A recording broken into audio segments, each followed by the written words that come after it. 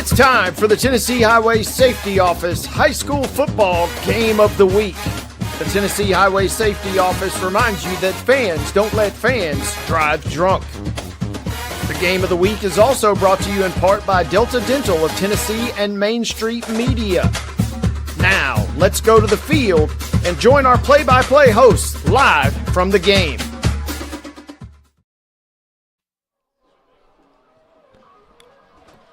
And good evening, ladies and gentlemen. Welcome into another Main Street Preps Thursday night game of the week, brought to you all season long by our friends at the Tennessee Highway Safety Office and Delta Dental of Tennessee.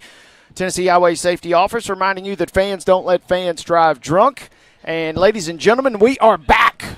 They can't get rid of us yet, Casey Patrick, as we have made the way up to Robertson County. We're kind of right on that border of Sumner and Robertson here tonight, as the Portland Panthers at 2-2 have made the trip over, short trip by their standards, taking on the 1-3 Greenbrier Bobcats here tonight. Yeah, and I'll tell you something else that we can't get rid of is the pretty weather, and I don't want to get rid of it, and I talk about it every week, but it is beautiful out here, and we are so blessed and lucky again to have us another wonderful night for some football.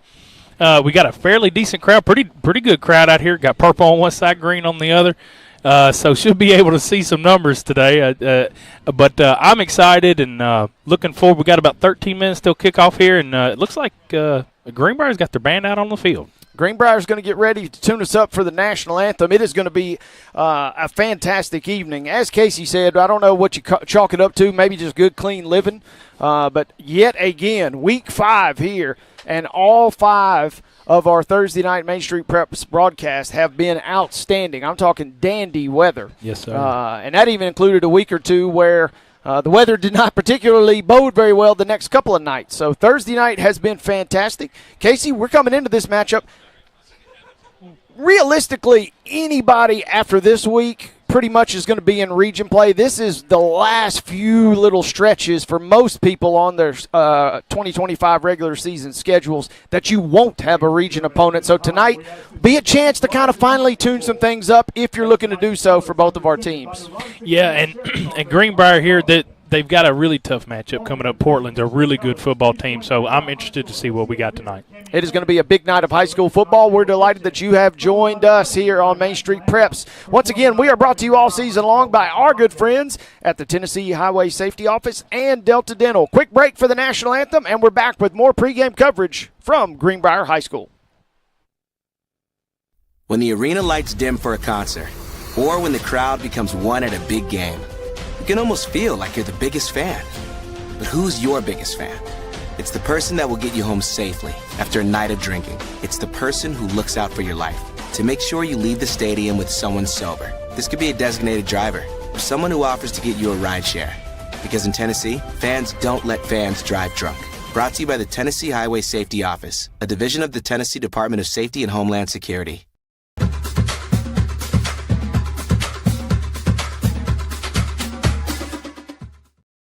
At Delta Dental of Tennessee, we know our success begins and ends with providing superior quality service, and that includes serving those who need it most.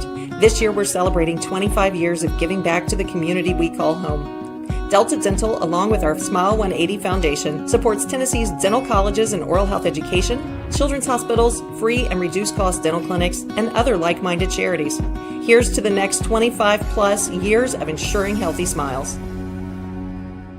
Deep in a forest at Nashville Zoo, new creatures here for you to view. Phantoms graced in black and white swing high in trees of dappled light. In rocky crags, tall and steep, small antelopes with nimble feet. A wise old man with beard of white, a sentry perched on stony height. Amidst it all, a hunter lies, with coat of gold and steely eyes. A new adventure just for you. Leopard Forest at Nashville Zoo. Open now. If you want the latest in weather conditions, be sure to tune in to our Busy Bee Plumbing weather report each weekday on Mornings on Main Street. Brought to you, of course, by Busy Bee Plumbing, Heating and Air Conditioning. We will keep you updated on the latest conditions outside, like severe weather, heat, snow, rain, and even hail.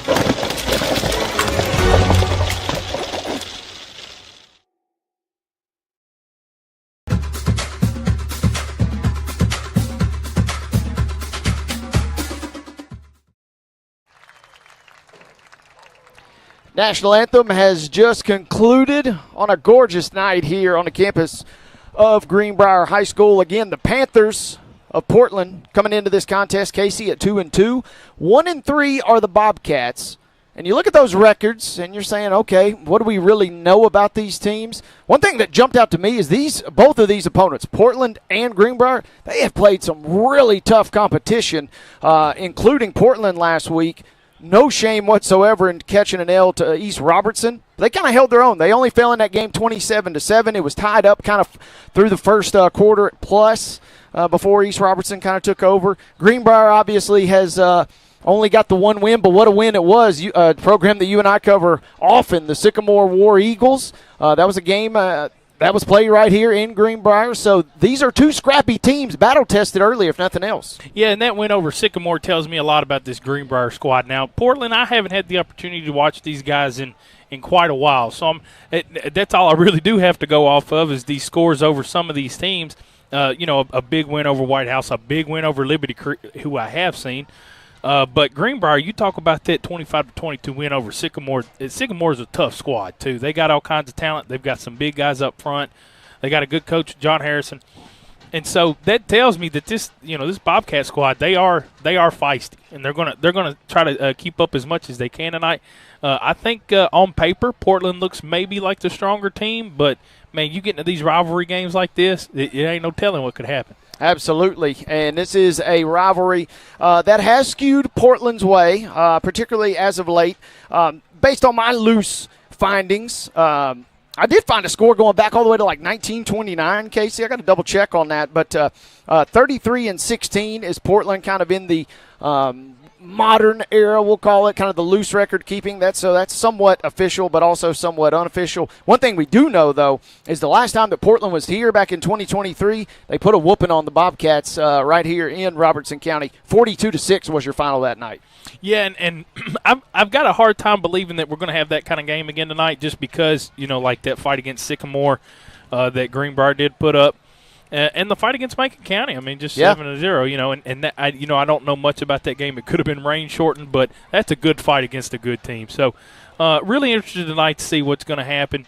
And again, on paper, it looks like it could go one way, but man, these games ain't no telling. And so I'm ready to get kickoff started and see what we've got. Coming up here in just a matter of moments, kind of setting the stage here as Portland and Greenbrier are ready for Thursday night football. And Casey, one thing is for sure is that kind of fight that's there for both of these teams, and they come by it honest because of their head coaches. Hunter Hicks, not Hicks Hunter, the Sycamore running back. Yeah. We want to clarify that, folks. But Hunter Hicks, he is a long-time kind of Portland royalty, we'll call him. He's a 2001 graduate. He was a captain on the team when they won it all in 2000. So he kind of knows what it means to be a Portland Panther and to kind of lead that program. On the other side, John Elmore, he was hired in 2016, but he's a 1985 Greenbrier grad, and he's kind of been plodding along through his 9+ now 10 seasons here. So these are two head coaches that kind of know what it means and what it takes to win at their respective programs. Yeah, and regardless of any type of recent success that we might talk about, both of these coaches do know how to win, and they've showed that in the past.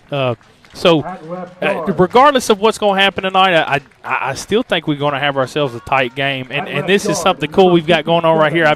Again, this is the first time I've ever watched a Greenbrier football game here at Greenbrier. I've got to watch a few baseball games here and plenty of basketball games here. But the football team for Greenbrier makes their way right in front of the students and the seating section right here.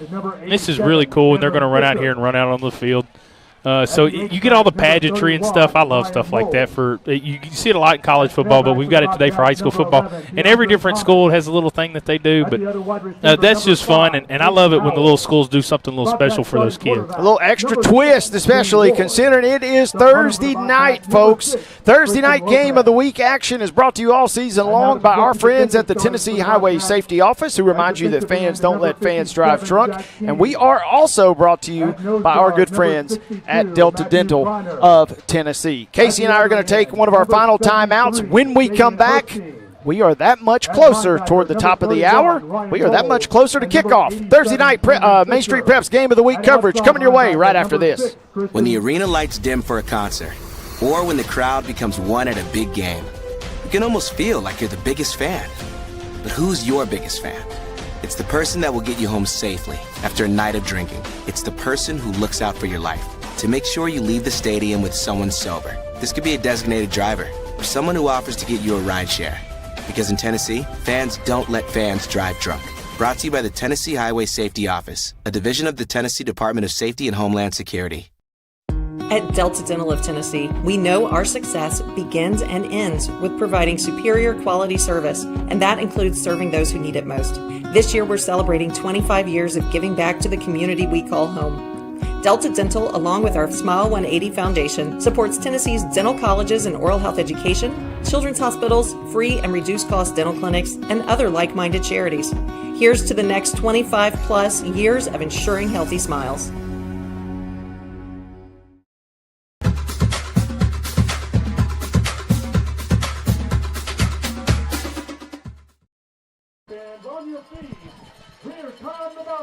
Greenbrier Bobcats taking the field.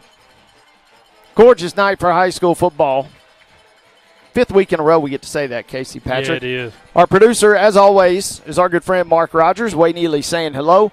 The Portland Panthers coming out tonight. They have purple bottoms, white tops, white helmets, and your host Bobcats, the Greenbrier Bobcats, well, they wear green. Green tops, green bottoms, but they do have white helmets with silver speckles. And it is a good-looking night. We got two really good teams. Two teams. I failed to kind of assess the tone of the rivalry. I'll put it to you this way, Casey. Everybody seemed pretty cordial, and things kind of seemed on the up and up here. This doesn't seem like a real nasty kind of rivalry. It feels like in high school football there's two rivalries. You got kind of the gentleman's rivalry, and then you got kind of the no-holds-barred rivalry. And this one, at least, seemingly a little more on the gentlemanly side of things as our captains get ready to make their way out for the coin toss. Yeah, it's been a lot of respect so far. You know, what I've seen, everybody been out here warming up and stuff, and really haven't seen any unsportsmanlike conduct yet. So it is a rivalry, and I expect to see some fierce competition tonight. But somebody might get a little sideways. Who knows what could happen? These kids get excited out there, and football is such an emotional sport. We don't know what could happen, but so far it has been really cordial. Again, just these rivalry games, they can get sideways, like I said, but so far it's been pretty clean, and I think these kids, they're about as excited as I am to get this thing started. Absolutely. Another great week of high school football here. We've gone on and on about the weather, but this is going to be a great matchup here. Portland has won the toss. They immediately elect to defer.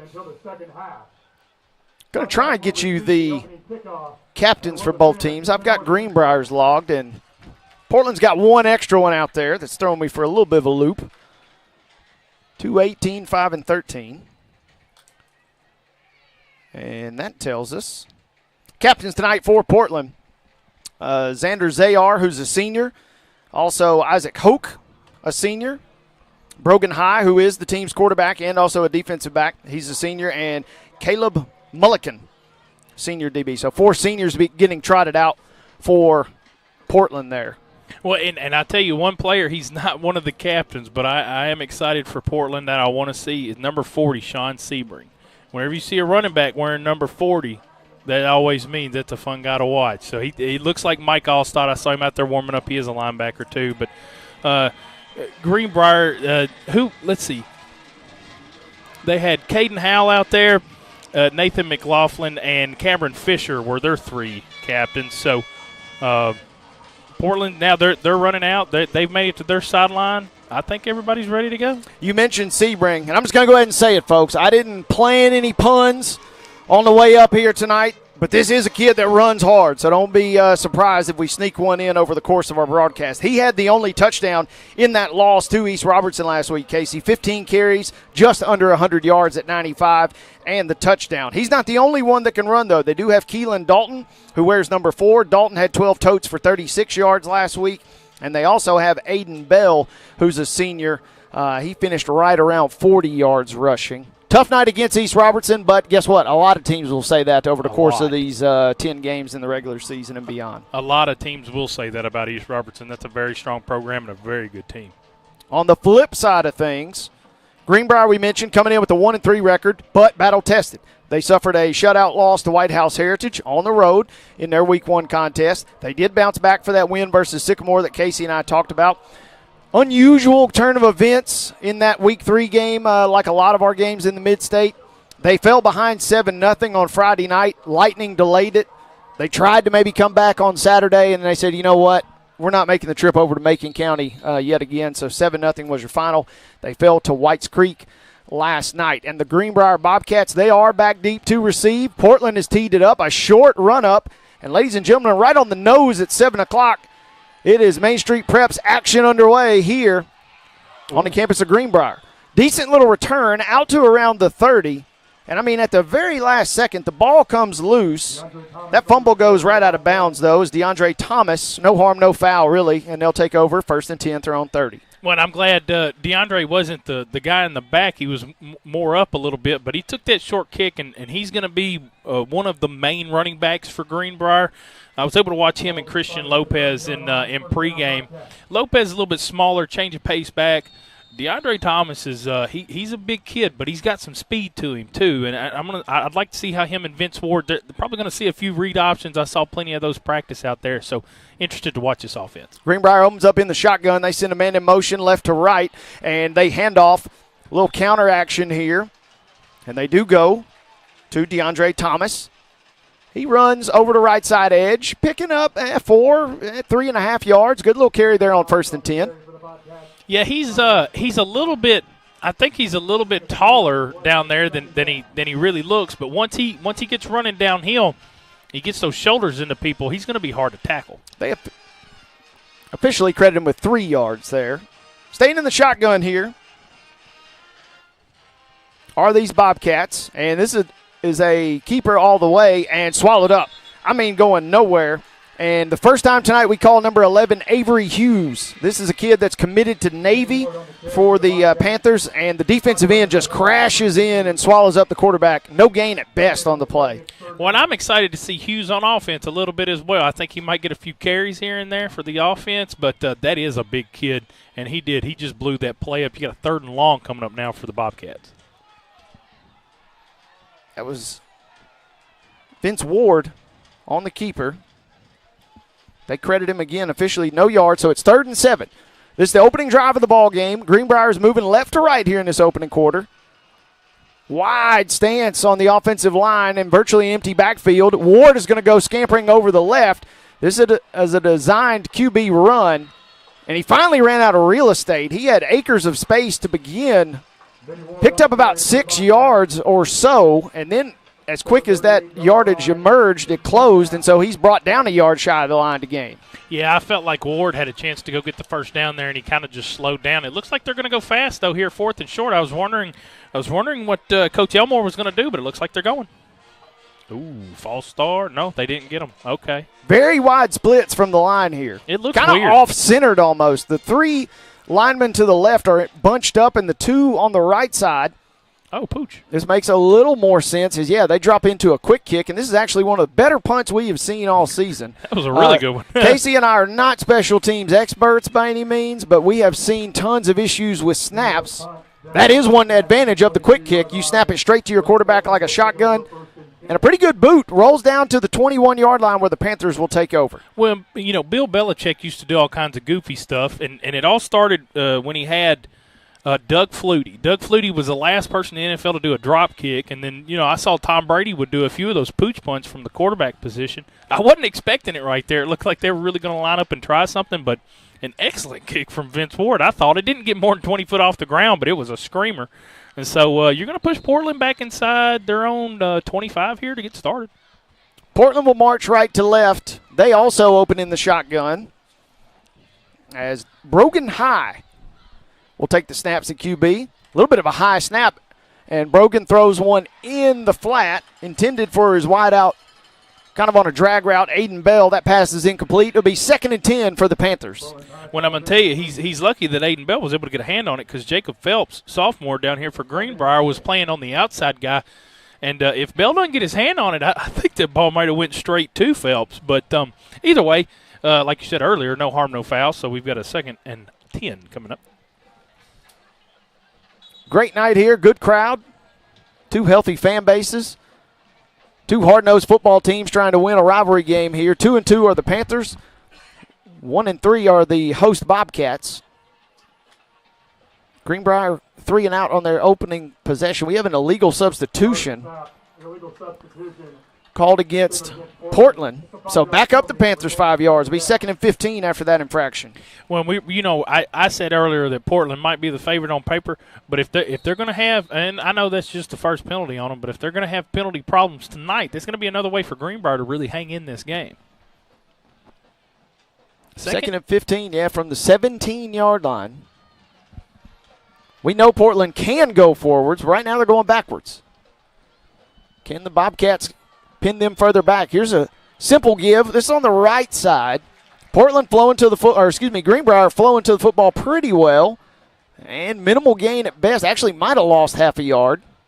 I thought he went forward, but he did get knocked back a little bit. Yeah, I thought forward progress might have pushed him forward, and the official on the far sideline says no, actually lost about half a yard. Well, and the folks right here beside us on this Greenbrier sideline don't mind that a bit. We are right in the thick of the Bobcat supporters section. And they go under center, do the Panthers here. 8:56. First time tonight that Portland has been faced with 3rd down offensively, and that pass is incomplete. Pressure got there quickly from these host Bobcats, and they forced an errant throw kind of up for grabs. Incomplete to be a punting situation. Yeah, and this is going to be an obvious punt. You're not going to pooch this one with your quarterback. But Phelps again on the coverage, young sophomore out there, got his head turned around and almost got to that ball. The pressure forced the throw early, so the throw was not very good and kind of short of the corner route. But Phelps got his eyes turned, and if he would have turned them around just a second or two sooner, he may be running with that ball. Motion on both sides of the line here. We'll have some finger pointing, and we'll wait for the officials to see who the foul is on. And look like Greenbrier jumped into the neutral zone. So 4th and 15, 4th and 16, now it'll be 4th and 11. It's still punting situation here. Can't do that again, or they may think about it. I think this Don't speak it into existence, Oh, Casey. Lord have mercy. There's a second. This one might be on the offense. far side. Yeah, we might just reverse. Nope. I lied. Back-to-back offside infractions. So I kid you not, folks. 4th and 15 is now 4th and 5. I think it is 4th and 5 and a quarter. So another penalty here probably wouldn't get you the first. Don't have to worry about it, though. Nobody jumps. The punt is away. Fair catch is called for, and a little bit of a dangerous fair catch, but it is made just shy of the 45-yard line. Good little kick, good little field right there. That's Montrese Bennett, a freshman. And he's a true freshman. I know that's what it is in high school anyway, but Montrese Bennett, you can tell he's a little bit shorter than some of the other guys out there, and he almost muffed that ball, but able to come down with it.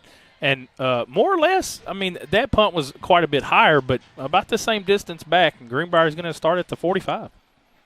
Greenbrier just shy of midfield. Both teams have now punted on their opening possession. 0-0 your score, 8:40 to go in this opening period. Simple give. A little bit of a sweep to the left there.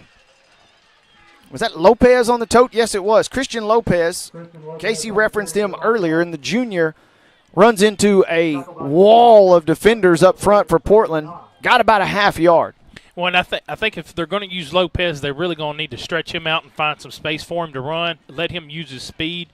I think for those in between the tackle runs, that's probably when you're going to see more DeAndre Thomas, but Thomas is on the sideline here with Lopez doing this possession. 2nd and 9 now. Again, approaching midfield. Turn. Quick burst up the middle. They go back to Lopez. And it looked like a hole was there briefly. Portland flying to the football. Jay Burnley, one of the linebackers, did a good job of filling that gap and chopping Christian Lopez down. He picks up a yard, so it is 3rd and 8 here after back-to-back 1-yard gains. When I tell you what, we've been playing about halfway through the whole first quarter here, and we've only got one throw, and we've got a lot of defense and already had 2 punts. So we might have us a field possession game here, and if that's the fact, or if that's what it's going to be, Greenbrier's winning the field possession game right now. But I think if the Bobcats can get them a first down, they can pick up some real momentum. 7:15 to go. Field position battle early. Greenbrier wanting to throw for the first time tonight. Play action, nothing there, and taking off, scampering toward the left, sticking out the nose of the football, and maybe getting the first down is Ward, but we got to wait for the officials to sort this out. No, and they say yes, Ward was out of bounds about a half-yard shy of that extra effort. So instead of 4th and inches or maybe even a first down, it's going to be 4th and a full 2 yards here. He definitely got the ball past the first down marker, but as you can tell, his foot went out of bounds just a hair early. So you got another 4th and 2 coming up. I don't think you're going to see a pooch punt here, but I didn't think that last time either, so who knows. Just beyond midfield, they do line up traditional shotgun. They do snap it. They do run a play. Stuffed. 1, 2, 3, 4, 5 different Panthers just there to seat and greet Greenbrier, and they turn it over on downs. That's the bad news. The good news is you turn it over right around midfield. 7 minutes to go in this opening quarter. 4th and 2, we're seeing a pattern early. Greenbrier struggling with the size and the strength up front. Yeah, and I mean, obviously hindsight's 20/20, but Greenbrier was winning the field position game until that happened. Portland's got a short field here, going to look to get on the board. We'll call it from the 50 or their own 49, excuse me. And trying to see who had that carry there. Big fella, Sebring. Yeah, Sebring. 15 carries last week for Sean Sebring, as Casey mentioned, number 40. Mike Allstott reincarnated. I'm telling you, that's what he looks like. You see that number, you see a hard runner, and, yeah, that's kind of where your mind immediately wanders. He picks up good yardage there, 5-yard carry for Sebring. All he needs is a neck roll. Yeah. High snap out of the gun, but they turn and find Sebring yet again, and now he's using his blockers. He already had 5 or 6 yards, and now he picks up 6 or 7 more. Sean Sebring rolling for the game's first down, if you will. And that's a hard-nosed run. He's finally brought down by a couple of defenders at the Greenbrier 31. Well, I'm not exactly sure who it was in front of him blocking, but I believe it was Quentin Toten, and Toten was just up there just bashing people. And Sebring, he found some open space and then went and found somebody else to hit before he got tackled. About a 15-yard carry and a little end around here. Kind of a reverse of sorts. I believe that's Hoke.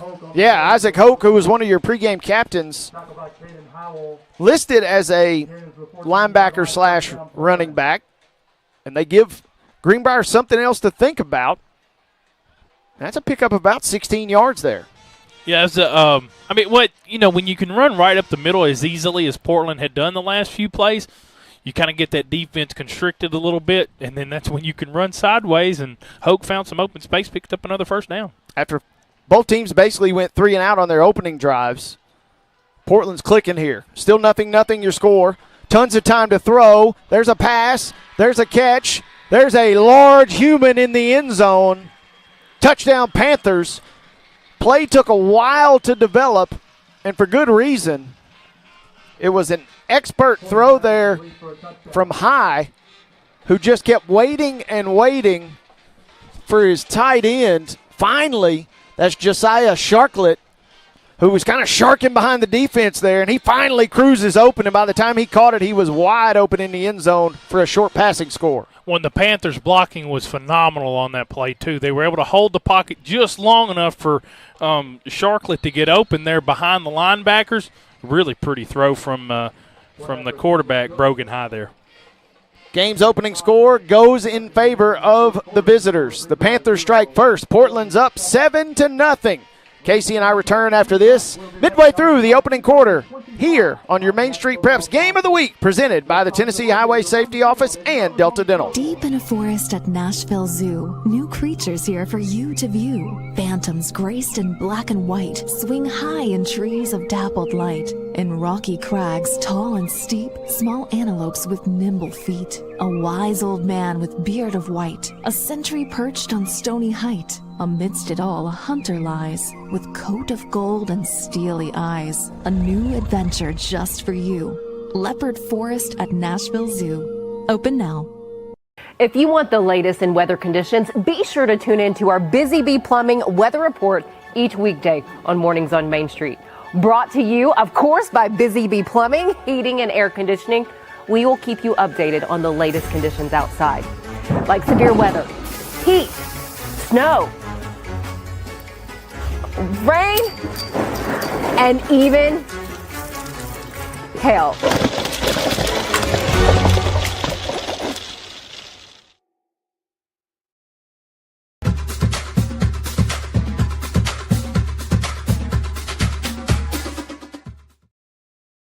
Game of the Week coverage returning as the kickoff ended up in the hands of Jamarius Smith, and the Greenbrier return man, decent little effort there, puts it out at the 35-yard line. Casey, opening score, goes to the Panthers on a nice pitch and catch from high to Sharklet. Yeah, and DeAndre Thomas is going to come back out to man the running back spot. I thought Lopez did a decent job, but this is going to come down to the offensive line creating some holes because Greenbrier is going to have to run the ball. 4:53 left in this opening quarter. A little hot to the tight end. That pass is caught. Missed tackle. Now we got a foot race. 40, 30, 20. Finally wrestled down at the 13-yard line. Beautiful pitch and catch. Ryan Moles. Not quite as big as Sharklet, but he is just as effective, coming open on the curl and then cutting upfield. Just like that, Greenbrier's in business at the 14. And they're going fast, too. That looked like an RPO or maybe some play action. Just hit the tight end right past the linebackers. He would have been in the end zone, I think, but a little bit of contact down here that he broke the tackle on, slowed him down just a hair. They were able to run him down and stop him inside the 20. Took on a DB. And just kind of bowling ball bounced right off of him there.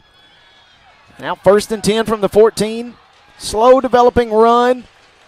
Designed over the right side edge. It eventually is stretched out toward the sideline.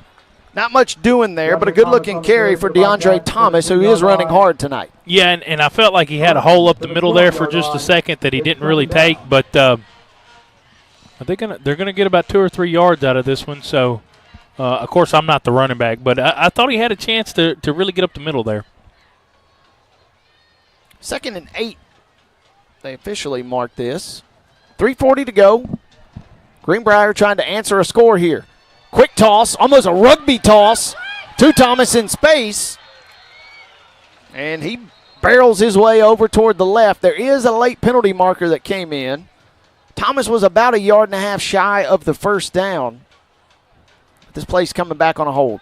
Well, I tell you what, regardless of the hold, Emiliano Duke, the player that was being held for Portland, made a great tackle there to bring Thomas down before he could get past him and get a first down. I know it would have been brought back anyway, but a great play by Duke there.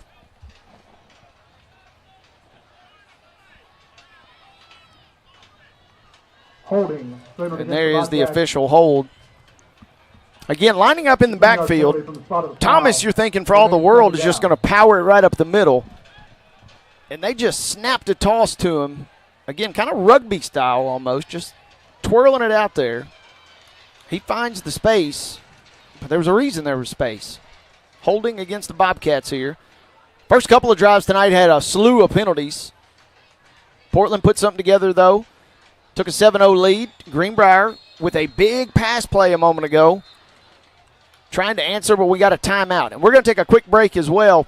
We are back in just a moment. Greenbrier trying to answer and tie this ball game. 7-0 Portland leads when Casey and I return right after this. When the arena lights dim for a concert, or when the crowd becomes one at a big game, you can almost feel like you're the biggest fan. But who's your biggest fan?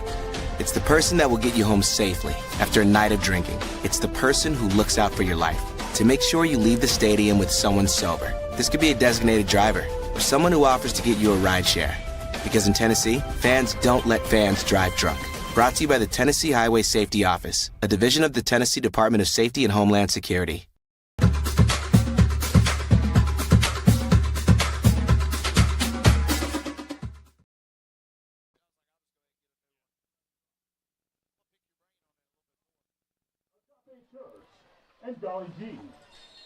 Late in the first quarter, Portland looked like it was imposing its will, but suddenly here come the Bobcats. Big pass play, setting up 2nd and 15. They did have a holding penalty. Can the Bobcats answer? Ooh. Running up the middle is going to be a challenge all night long. I get the concept, and I get the commitment, but Lopez, tough sledding yet again. He maybe got a yard at best. Well, and I think Greenbrier had to take a timeout on that last play. There was definitely some confusion. Lopez was out here far right, and I think he was supposed to be in the backfield. But if he can make it up here and find some space, maybe that timeout will be okay. Based on what we've seen, you kind of get the feeling that Greenbrier is going to need to really be effective in these red zone opportunities. They have it at the 19. They can get a first down. They need 15 yards, though. Rolling to the right. Here's the quarterback, Ward, hurling one toward the end zone. That pass is tipped. There's 3-4 players in the area, only one of which is wearing a Greenbrier uniform. He does not come down with it. It falls to the turf. Caden Powell kind of got a fingertip to it, popped it in the air. Probably lucky that wasn't intercepted. Incomplete. Yeah, and Greenbrier has to do something here. You got 3rd and long, and now you got 4th and long. And this is still high school. I know it's at the 19-yard line, but a 36-yard field goal is pretty long, a pretty long field goal in high school. So they're going to keep the offense out there. This is really a huge moment early in this game because if they don't get this right here, Portland's got an opportunity to really start building that momentum I was talking about a minute ago. 4th and 15. Rolling to the right. Ward running out of real estate. And he didn't want to do it, but he ends up just kind of throwing it away. No one was really even in the end zone for him to just heave one up, and a good job of pursuing. Guess who? Avery Hughes, again, a Navy commit. This kid is a specimen, folks. The defensive lineman chasing Ward for his life and forcing the incomplete pass out of bounds. Turnover on downs. You got Hughes, you got Sebring, you got all kinds of people down there for Portland that's really making life tough at the line of scrimmage. I'm not gonna go ahead and put Greenbrier in a coffin or nothing, but if they don't get the offensive line figured out, this game could be rough for them the rest of the night. 1st and 10. Portland takes over at the 19. Good job of flying to the football there. A couple of players. That's Isaac Hoke on the carry. And a couple of Bobcats were in on the stop, including big number 73, Davian Hernstein. Well, I like that play from Portland, too, because like I said, they've been going up the middle, running the ball well. Sebrings ran the ball well. I haven't been able to see Keelan Dalton run it just yet, but you can do those sweeps left and right when you do run the ball so well up the middle. Portland leads this game 7-0. Both teams punted on their opening possession. Portland puts points on the board. Greenbrier threatened to answer. Nearly scored on a long pass play. And then had 4 cracks at it at the end zone, none of which panned out. They turned it over on downs. Back-to-back carries now for Hoke.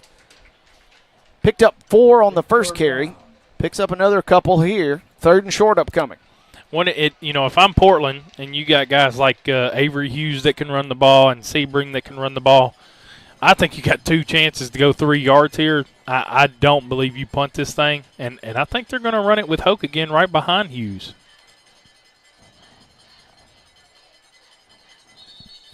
Portland's got some beef, folks. And we got some laundry. Another penalty. This might be against the Bobcats. It is.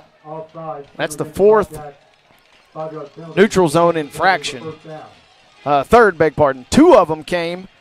We had a wild situation earlier. 4th and 15. And Greenbrier jumped offside twice in a row, nearly. Gave up a crazy first down out of that. When I give Portland credit for that, too, because they had 4th and 5. You could have done something goofy there, but they trusted their defense. Just go ahead and put it down there. Defense continued to play great. Now they got a lead. They got the ball back. From the 32. Little quick toss in the flat. That is a completion, and that is hauled in by Aiden Bell. Bell is crafty. We mentioned, folks, a lot of folks struggled to put up some real big numbers offensively last week, but Bell was one of the highlights for Portland. He had close to 40 yards rushing against a really good East Robertson team. He picks up 5 on the pass in the slot there, and that takes us to the end of the first quarter. Tidy first quarter, and Portland leads 7-0. Greenbrier going to look to batten down the hatches defensively here as we kick off quarter number 2 on Main Street Prep's Game of the Week coverage right after this from Greenbrier High School. Deep in a forest at Nashville Zoo, new creatures here for you to view. Phantoms graced in black and white swing high in trees of dappled light. In rocky crags, tall and steep, small antelopes with nimble feet. A wise old man with beard of white, a sentry perched on stony height. Amidst it all, a hunter lies, with coat of gold and steely eyes. A new adventure just for you. Leopard Forest at Nashville Zoo. Open now. If you want the latest in weather conditions, be sure to tune in to our Busy Bee Plumbing weather report each weekday on Mornings on Main Street. Brought to you, of course, by Busy Bee Plumbing, Heating and Air Conditioning. We will keep you updated on the latest conditions outside, like severe weather, heat, snow, rain, and even hail.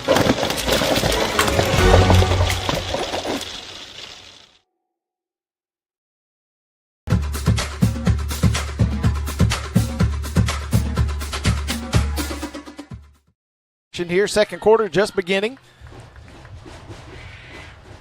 Decent little breeze here tonight on the campus of on the campus of Greenbrier High School. Portland is leading alongside Casey Patrick and our producer Mark Rogers. Wade Neely saying hello. Casey, the beef up front on both sides of the ball has been the storyline tonight for Portland. Yeah, well, and Portland's got another third down coming up, about 3rd and 3 here. And like I said earlier, I think you got 2 chances here. You just push forward, and they're going to throw it. As that pass is incomplete. I'm interested now to see what Coach Hicks does. And at some point, I am going to call him Hicks Hunter or call Hicks Hunter Hicks. At some point, I'm going to mess somebody's name up. But it looks like the offense is still out there.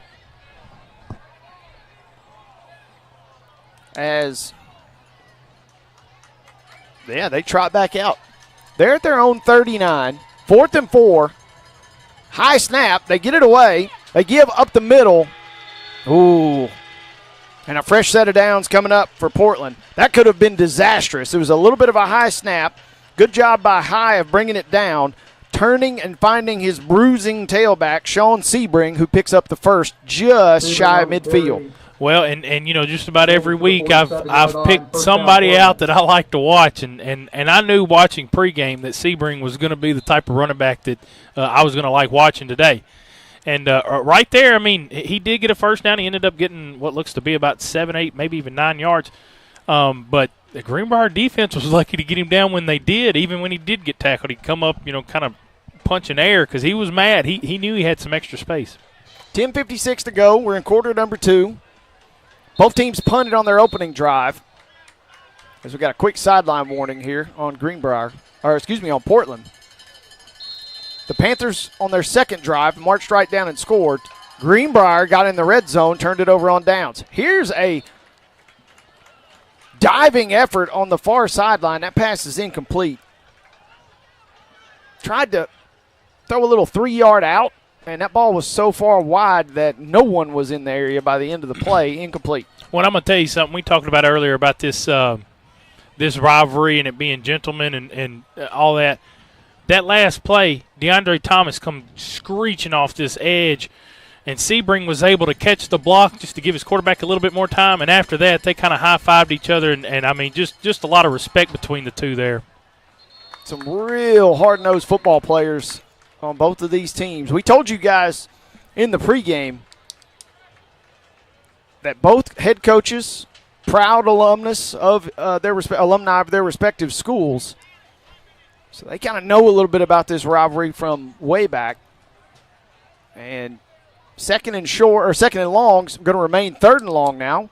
Greenbrier's defensive unit kind of stepping up here. This is a big third down right around midfield. When they forced a fourth down on the last few plays, so going to be interested to see what Portland can do here. Oh, sweep to the right. Hoke is stuffed, but somehow he wiggles free to the left, reversing field. A very late penalty came in. Hoke ran to his right. I mean, he is bottled up, nowhere to go. Puts on the brakes, jets back all the way toward his left, toward his sideline. He was brought down shy of the line of scrimmage, but there was also a penalty flag, and Casey thinks that might be one of those illegal crackback blocks. I've seen a few of those this year already. I'll tell you what, folks, that's why he's the best in the biz. Casey, you called it from the jump, and just given the way the play developed, when he had that extra burst Hope did on that sideline, that kind of reeked of a illegal block downfield. Yeah, and I really love the play from Hope there, just battling, just to stay on his feet, and then, able to try and make it a 4th and 4. The back judge threw a flag about 35 yards on the other side of the field. The only thing, I saw the white hat calling for the backside block. So, ooh. 3rd and 22. They're going to throw for it. That pass is caught. And a first down. You got to be kidding me. Busted play in a sense. And just somehow wiggling loose on the left sideline. On 3rd and 22, the pass went for about 16 yards. And Portland picks up an extra 7 for a back-breaking first down. It looked like, when you play your little brother in Madden or something and he runs around with the quarterback and trying to run away and just flings it up in the air and somebody caught it, come down with it, ran for a first down. That was an amazing play by the Panthers to keep this drive alive. That might have been Alex Swift. We'll try an ID here in a second. They're going to go to the air again. They got a deep ball, and it'll be holding on the defense, it does appear. As well as Portland has ran the ball tonight, their touchdown came on a drag route to the tight end. They tried to go to their other tight end, Avery Hughes, and he couldn't haul it in because he was interfered with. Thought it might have been a holding penalty, but DPI is the call. And, man, this is tough stuff for Greenbrier, who really has put the clamps down at times tonight defensively. 3rd and 22 was converted a moment ago. Well, and, I'm really not sure. I couldn't tell who it was that the penalty was on, but I think he may have saved a touchdown right there because that was a good throw, and Avery Hughes almost ran underneath it. 1st and 10. Looking toward near the end zone. That pass sailing over the head of a receiver and a DB. Pretty good coverage right there from Caden Howell. And a good route by Aiden Bell. Neither one of them able to haul that in as it was over the head of both. When I tell you what, later next week, whenever Brogan High goes back and watches the film from this game, he's going to realize that he threw that ball just a hair too early. Bell was coming out of his cut, and he had the safety dead to rights. The safety was running to his right. Bell was cutting back in front of him. He would have had open space all day, but High threw the ball a little early and a little high. He had a chance, though. Back to the ground they go with Sebring. And modest pickup there, maybe 4 yards.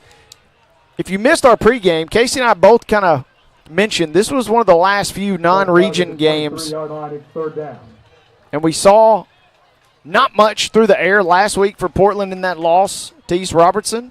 Maybe, a chance to kind of get in the lab a little bit here tonight. We've seen him throw the ball a lot. Yeah, well, and obviously you're going to have some differences from East Robertson to Greenbrier. And I'm sure this coaching staff, Coach Hunter Hicks, they figured out what they can do offensively. Sebring only picked up a yard by the end of that. Now they dump one in the flat. That pass is caught. High is kind of getting a little bit of a rhythm here on some of these intermediate routes. It'll be tackled right around the point of the catch. Hoke had slipped out of the backfield for the grab. He picked up 2 yards officially. He's hard to tackle. Yeah. Hoke is really hard to bring down. That's just a few times now where, they ran the ball with him. They've thrown the ball to him. And, it took 2 tacklers that time to bring him down, and a third came in at the end. Portland's going to line up for a field goal. 7-0 is your score. Trying to make it a 2-possession game here. This ball resting on the far left hash. Man, what a kick. And about a 38-yard field goal is up, and it is good. Good-looking effort there for Riley Vaught, number 16. Vaught the junior. Good from 38. And probably would have been good from maybe 40, maybe even 45. He had a little bit of air underneath that, and it obviously accurate enough. But a really good kick from Vaught there. That drive began back at the 19 after they forced a turnover on downs. This game has not gotten away from Greenbrier, but man, it was 7-0. You get a big pass play. Nearly scored on it, and then you have 4 cracks at the end zone, come up empty. Credit to your defense. You did yield points, but only 3. So it's 10-0 here with 7:12 to go till halftime. Well, and something else to think about, too. I realize it's just the second quarter, but Greenbrier's a running team. Portland, if they start to build a big lead, they're going to try to run the clock. This has already been a really quick, beginning of this game. If you've got 2 running teams, Greenbrier is going to have to start to get urgent. Maybe not now, but at some point early in the second half. This kick is trending and now, angling all the way out of bounds. Illegal procedure on the kick here. Vaught is looking at the coaching staff, and they're like, you kicked that out of bounds. He's like, yeah, but I just made a 38-yard field goal. Taking the good with the bad, I suppose, here. Well, and you can see him talking to I'm assuming the special teams coordinator or his coach over there, and they're having a little bit of talk back and forth. I really wish I could hear that conversation because I'd love to hear what the coach told him before that kick and what he's telling him now. Body language kind of indicated that maybe they wanted to angle that direction, maybe just put too much on it. Yeah, now he's pointing to other sides or other parts of the field. So, again, I'd love to be a part of that conversation. We'll never know. No. 7:12 to play till halftime. Can Greenbrier get its first points of the night? A little bit of a busted play or maybe some miscommunication there. They sent a man in motion, faked the sweep to him, and then at the end of the play, Ward carries it but didn't really look very comfortable. He does pick up about a yard, however, but just a bit off. Yeah, and with this Portland defensive line, I felt like the read options and stuff like that across in front of the defense, you're going to have to make those plays work, and that one was just too slow. You're not going to be able to get any yardage. This give to the left. Look out, folks. Protect the women and children. Avery Hughes came unblocked off the right side edge, and the handoff was clean, and it was good that Greenbrier still has possession of the football because Hughes was flying on the solo tackle there. A 1-yard pickup. When I'm pretty sure somebody tried to block Hughes, and he may have just thrown them out of the way and then went and found Lopez. Hughes, I don't want to take anything against the rest of this defense, but Hughes has been a game breaker up front so far for Portland. Got to delay a game against the defense, and that is not a warning. That is already a infraction there, so free 5 yards. Portland's playing well, but it's still only 10-0. 6:16 to go until the half. Panthers ahead 10-0. 3rd and 3. They empty the backfield here. Here's Vince Ward. Pocket breaking down. Ward eludes one tackle, not the second.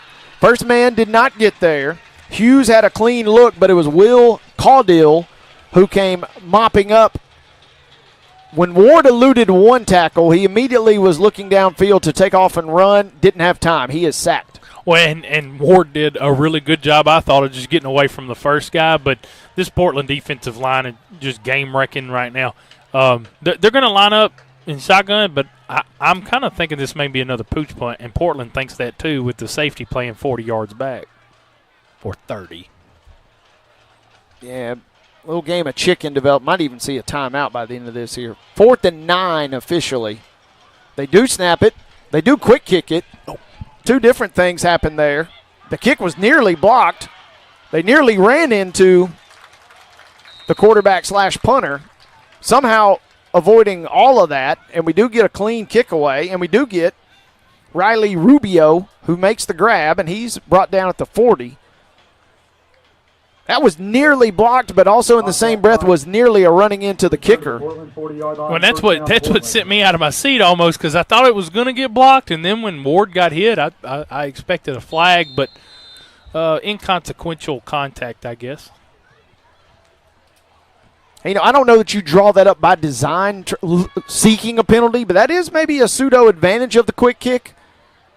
You're playing with fire in terms of the kick getting blocked, but you also could see your guy get roughed up and maybe get a free first down out of it. 1st and 10, Portland will hand it off. Again, Panthers wearing white tops and purple bottoms. They move left to right here in this second quarter.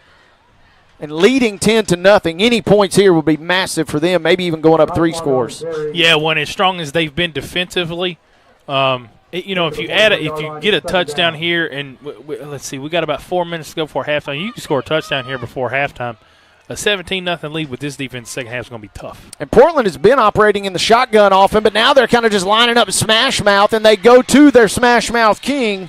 That is the Chrysler himself, Sean Sebring, out across midfield, out across the 40.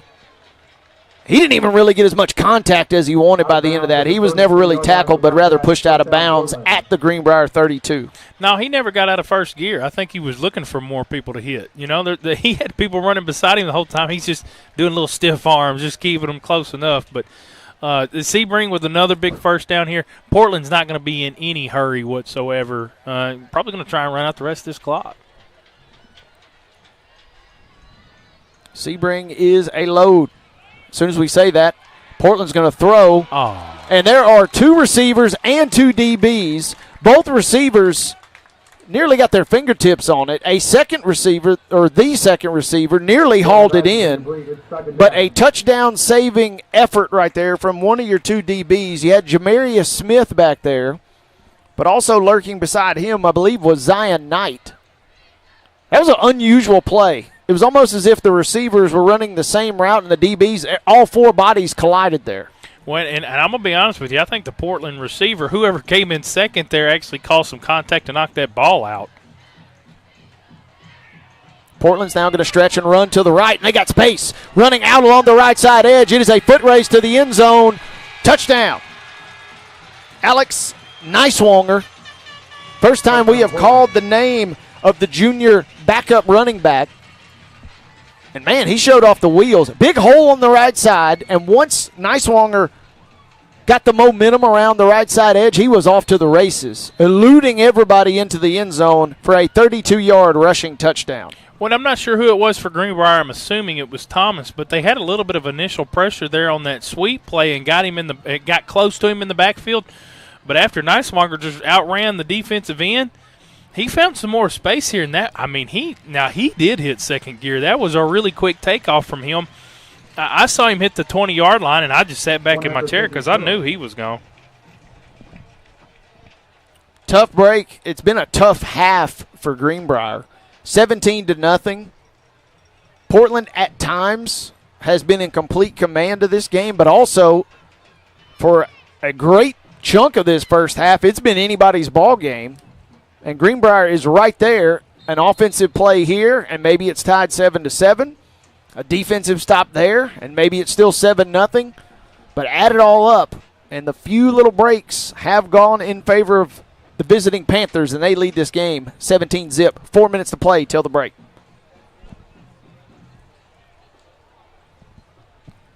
Kind of sucking the air out of this crowd here, too. It was a really good effort from the Bobcat faithful thus far, but kind of subdued at the moment now. And I think that's one of the really bad things for Coach Elmore and the rest of this team. Oh, onside kick.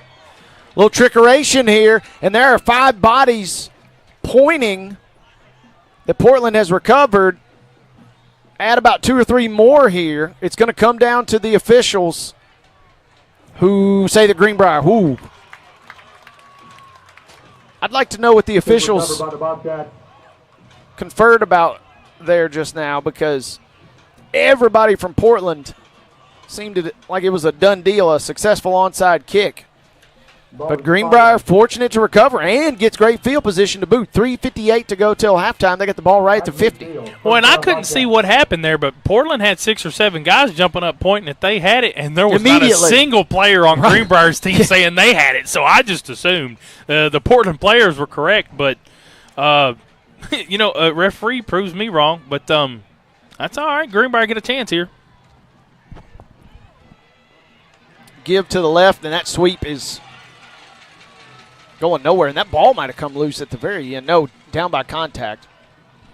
Tough luck tonight for DeAndre Thomas, who has never really gotten going. That's not to say that he has not been running hard tonight, but he has had nowhere to go. Not much daylight as the Portland defensive line has wrecked this contest this evening. One right there on that play, the defensive line did a great job with their assignments and taking up those gaps. Number 44, Hunter Harper, the linebacker, came screaming in there to tackle Thomas. A nice play from the linebacker. Portland looks the part, folks. 2-2 on the year. We mentioned losing to East Robertson last week. Suffered a loss to Springfield just prior to that. Here's a play, though, toward the far sideline. Slow developing play, but that pass is hauled in way off in the distance by Caden Howell, the senior. Across midfield. And Greenbrier, at a minimum, you don't want to give up any more points. You just at least want to have 17-0 on the board, but in a perfect world, you'd tack on 3 or 7 here yourself. Yeah, I think you do just want to find something to get on the scoreboard. You got to give yourself a little bit of momentum. Portland's really been – I don't think Greenbrier's played bad. But Portland's really just been beating them, and I feel like Greenbrier needs something here to get momentum, get some confidence going in the locker room. Back out of the shotgun. Pocket breaking down. Greenbrier, flush from the pocket. Here's a jump ball intercepted. That was a wounded duck right there, I'm afraid. Ward just trying to make a play happen. And Zay Fitz, the senior DB, it was only really a question of whether or not he would maintain his concentration coming down with the ball because he was camped underneath it for a good 2 seconds before he got his fingertips to it. When I saw Cam Ward throw against his body for his first career touchdown last year, and you had a lot of people, a lot of analysts say, you don't throw across your body, this, that, and the other. But that's the reason why. Cam Ward was the number 1 pick in the NFL draft. That's a really hard throw to make. Vince Ward right there just trying to do what he can to find some points on the board, but really backfired for the Bobcats. And now Portland, they're kind of trying to make up for lost time. They go deep. 2:08 to play still here in the second quarter. And they don't come down with the ball, but there is a penalty flag. And we've seen a DPI already against Greenbrier. Kind of almost get the sense that Portland is a little frustrated with the first quarter plus, and they're trying to make up for lost time here. They have gone aggressive. An onside kick attempt. They're taking deep shots. Well, the onside kick almost worked, too. Right. I mean, so they're not only trying stuff, they're executing with a lot of it. They do mark off the penalty at the 32. 1st and 10. Good blitz pickup there. But the second man got home. And good on DeAndre Thomas. We just mentioned he has struggled running the ball tonight.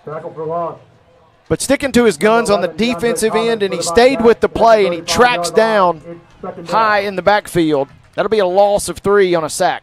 When I was afraid he was going to get a horse collar tackle there, but nobody threw the flag, which I love it when we don't throw flags personally. I think everybody else on the big planet fan does myself. Too. But Thomas making a great play there. High trying to get away, try to make something happen, but just good football right there. I didn't think it was a horse collar, but I was scared they were going to throw it. And that's one of those penalties that it feels like the officials a little more aggressive calling that one. If it's even close, they're prone to throw it. Credit to the refs for sticking to their guns. And this is why we can't have nice things. We got a rush by Hoke over toward the sideline. Greenbrier makes a pretty good stop, but just at the end of the play, a little extra oomph and a textbook late hit out of bounds. And the bad part is it's on Portland's sideline, so Hoke didn't even really take that bad of a fall. All of his buddies were there to catch him. Yeah, and I don't think there was anything dirty to it. And a lot of people will say the defense gets frustrated and something like that happens. I think that's just one of those bang plays. Hoke does fall out of bounds kind of hard. Do you have to throw the flag there? It was a late hit, but you hate that penalty, especially if you're Greenbrier. Portland, though, with only 1:11 left, they're working down the field. Yeah, they have, in back-to-back plays, 20-plus yards here. Now the ball at the Greenbrier 42. Going down! Lassoed and hogtied in the backfield. Great pursuit. Cameron Fisher, one of the two defensive linemen in on the stop there, along with Matthew Kleinard, beg pardon, and Kleinard and Fisher combining on the sack, and that's going to prompt a timeout. Credit to Greenbrier, trailing 17-0. It's been a frustrating half at times, but they are sticking it out here, and that is two good players converging for the sack. Well, and, this may sound kind of backwards, but honestly, like I said a minute ago, Greenbrier is not playing a bad game. I don't think they're playing poorly at all. I think Portland just has a lot of advantages in some very important parts of the field, specifically at the line of scrimmage. But Greenbrier's defense, they've stayed true to their assignments. They've been pretty good at tackling. They've been able to create some negative plays. So, again, it is 17-0, and Portland's trying to go down there and put some more on the scoreboard. But I'm speaking highly of this Greenbrier team because, like I said, I don't think they're playing that bad. And Portland still has – it seems like they've got a little bit left that they probably could get a little bit better, and we might see that in the second half. 2nd and 21. So an 11-yard loss. Portland goes right back to the air, hunting for the big fella, Hughes, the tight end. Hughes saw his fellow tight end, Sharklett, catch that first touchdown tonight, and he's like, hey, big fella, I'm the real hoss. These two tight ends have been very impressive. And Sharklett caught that early TD. Hughes has had his number called a couple of times, Casey. That one, though, for the third time tonight, over his head, incomplete. Yeah, and it's kind of hard to overthrow Hughes, but he did. And right then, both Hughes and Sharklett were making their way back to the huddle, and they are some big fellas. They're kind of tall, and it's nice to have that at the tight end position because they can go up and get those balls. 3rd and 21, just under a minute to play, and this is a dump. We saw Portland convert a 3rd and 22 earlier. Greenbrier does bring the receiver down, and that is Hughes. Hughes caught it about 3 yards down the field, kind of just a little leak out, and he needed 21. He picked up about 10 more yards or so. 4th and 5. Out of field goal range. We have seen Portland make a 38-yarder tonight, but the ball's at the 36. So they'll keep the offense out here. I'd love to see him try a field goal if it was a little bit further in the half. They send a man in motion. Now they zig him back to the left. Good protection here. Leads to a jump ball, and that is a 50-50. Incomplete. Everybody was holding their breath as the near side official kind of held the fate of this drive in his hands, and the contact was right on time, simultaneous contact, and a big stop defensively to at least keep hope alive here. 17-0 after Greenbrier throws an interception. They get a stop on 4th down. Yeah, and like you said, everybody was kind of holding their breath, but I felt like the defender got there perfect timing. Great play from the defense. It's Greenbrier again, bowing up to try and really just stick their foot in the ground and hold what they got. We got timeout here. I don't know who took a timeout. 17-0. You got 36 seconds to work with. Timeout. Portland. Portland's going to take a timeout. And, Casey, this is where we've talked about special teams a number of times in this first half. If, and it is a big if, at really all levels of high school football, but kind of even more so feels like in Tennessee, if you have a real weapon, this is a massive little sequence here, because if you can feel confident about a long field goal, you could trim this down to a 2-possession game. Right now you're down 17-zip. So if you don't have that in your back pocket, your option is to try and go some 64 yards here in the final 36 seconds. Yeah, 36 seconds, just it doesn't feel like enough time to really make something happen here. I think Greenbrier really does need to – I mean, they're going to need a huge play. A little toss toward Thomas. Maybe build a little confidence if nothing else. Thomas picks up about 6 yards.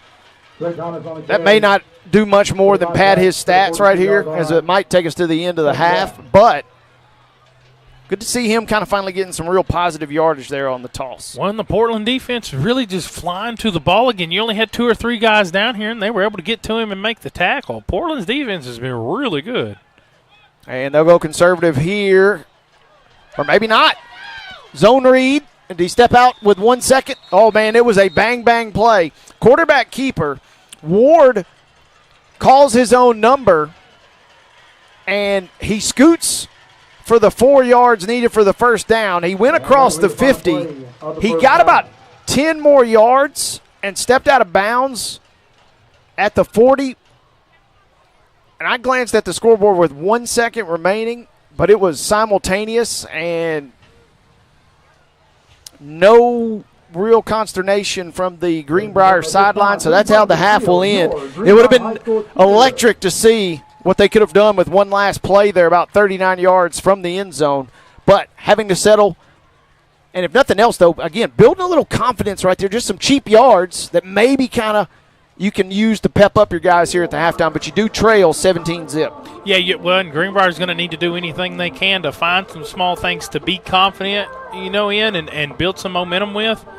Like I said, I don't feel like Greenbrier's really played a bad game. I feel like assignment-wise they've been where they needed to be. Most of their skilled guys have made what they could out of the space they were given.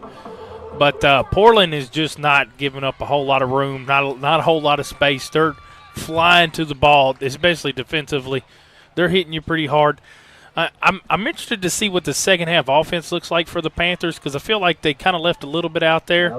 And so I'm interested to see what Coach Hicks comes up with for the second half in that Panther group. 17-0 is your score. It was a fun and entertaining first half. Wouldn't expect anything less between these two rivals here, as again the Portland Panthers have wiggled their way out to a 3-possession lead, though, at the break.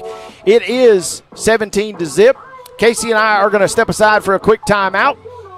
We'll gather ourselves. When we come back, we will recap what we saw here in our first 2 quarters, and then we'll also swing around some other games being played across the state of Tennessee tonight and beyond. Casey and I will update you guys on all of that as our halftime show rolls along. But at the break, it's Portland 17, Greenbrier nothing. Casey and I return right after this on your Main Street Preps Game of the Week, presented by the Tennessee Highway Safety Office and Delta Dental. At Delta Dental of Tennessee, we know our success begins and ends with providing superior quality service, and that includes serving those who need it most. This year, we're celebrating 25 years of giving back to the community we call home. Delta Dental, along with our Smile 180 Foundation, supports Tennessee's dental colleges and oral health education, children's hospitals, free and reduced cost dental clinics, and other like-minded charities. Here's to the next 25-plus years of ensuring healthy smiles. There's a line that links us all. Most of the time, we don't even think about it. But it's everywhere. Illuminating our neighborhoods, empowering our businesses, and helping us to recharge. Whether it comes from our grids, the sun, or a kind heart, we believe in the power of good energy. And as your family and region continue to grow, you can trust that we'll always be there for you. Middle Tennessee Electric, bringing good energy. Deep in a forest at Nashville Zoo, new creatures here for you to view. Phantoms graced in black and white swing high in trees of dappled light. In rocky crags, tall and steep, small antelopes with nimble feet. A wise old man with beard of white, a sentry perched on stony height. Amidst it all, a hunter lies, with coat of gold and steely eyes. A new adventure just for you. Leopard Forest at Nashville Zoo. Open now. Step into the Lionel retail store at Opry Mills, Nashville, and you'll be captivated by all the magic of the 123-year history of Lionel trains. Whether you're already a train enthusiast or just getting started, Lionel will energize your love for trains. NASCAR fan? Come check out your local Lionel station to learn all there is to know about model trains and die-cast NASCAR collectibles. Visit nashville.lionel.com or call 615-455-9399. When the arena lights dim for a concert, or when the crowd becomes one at a big game, you can almost feel like you're the biggest fan. But who's your biggest fan? It's the person that will get you home safely after a night of drinking. It's the person who looks out for your life to make sure you leave the stadium with someone sober. This could be a designated driver or someone who offers to get you a ride share.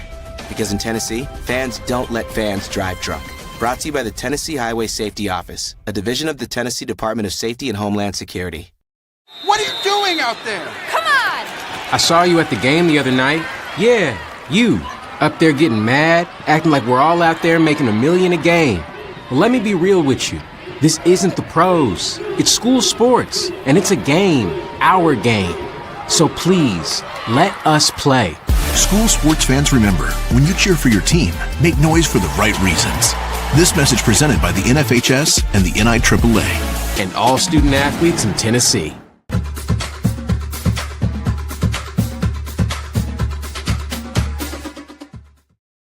When the arena lights dim for a concert, or when the crowd becomes one at a big game, you can almost feel like you're the biggest fan.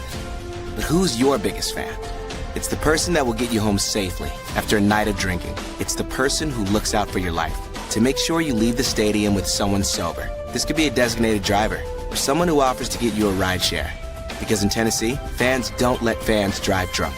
Brought to you by the Tennessee Highway Safety Office, a division of the Tennessee Department of Safety and Homeland Security. What are you doing out there? Come on! I saw you at the game the other night. Yeah, you. Up there getting mad, acting like we're all out there making $1 million a game. Well, let me be real with you. This isn't the pros. It's school sports, and it's a game, our game. So please, let us play. School sports fans, remember, when you cheer for your team, make noise for the right reasons. This message presented by the NFHS and the NIAAA. And all student athletes in Tennessee. Deep in a forest at Nashville Zoo, new creatures here for you to view. Phantoms graced in black and white swing high in trees of dappled light. In rocky crags, tall and steep, small antelopes with nimble feet. A wise old man with beard of white, a sentry perched on stony height. Amidst it all, a hunter lies, with coat of gold and steely eyes. A new adventure just for you. Leopard Forest at Nashville Zoo. Open now. If you want the latest in weather conditions, be sure to tune in to our Busy Bee Plumbing weather report each weekday on Mornings on Main Street. Brought to you, of course, by Busy Bee Plumbing, Heating and Air Conditioning. We will keep you updated on the latest conditions outside, like severe weather, heat, snow, rain, and even hail.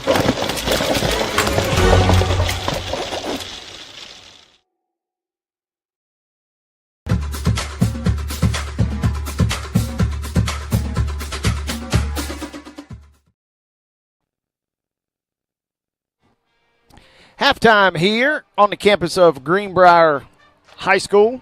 Before we go any further, by the way, Casey, one of the cool things, there's been several schools that I have not been to. Greenbrier's one of the list. I might have been, to a basketball game, or I might have been to a baseball game along the way, but I've obviously not been here for a football game. But meeting all the new folks and the staffs and the administration and people that take care of us is one of the real joys of this. And before we go any further, I want to give a quick shout-out to their SID. Yes, that's when you know you've arrived as a school, when you got your own sports information director. But Kevin Criswell has taken good care of us from the jump earlier this week, and we just wanted to give him and all the staff here at Greenbrier a shout-out. Portland staff has been very helpful as well, but obviously a little different capacity considering Greenbrier is our host tonight. And Portland leads 17-0 at the break. And I told them when I walked in here up here earlier that they've got a few people that help run the Voice of the Bobcats Twitter account, or I guess it's X account now. And I told them I appreciated all the help that they had given me throughout the years because those guys are on top of everything. They're always throwing out. I mean, there's been district tournaments here where a lot of my teams may be playing other events, anything from volleyball to golf, football, don't matter. These guys have always been very helpful. They've always been able to send me a lot of stuff, the stuff that I needed. I told them I appreciated that. But this is one of the best places, I think, as far as, they're doing the best they can to get their kids out there, get all the information out for their kids. And like I said before, this is the only reason we're doing it is for the kids. So they do a great job here, and I am very appreciative of how much they've helped us. Couldn't have said it any better, my friend. As Portland, as we've talked about what gracious hosts Greenbrier have been, Portland's kind of spoiled the party here in that sense. The visiting Panthers lead this game 17-0. And Casey, we got off to an interesting start.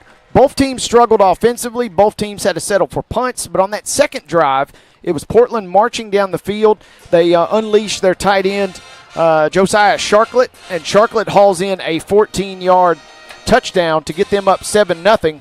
Immediately, Greenbrier had looked lifeless offensively.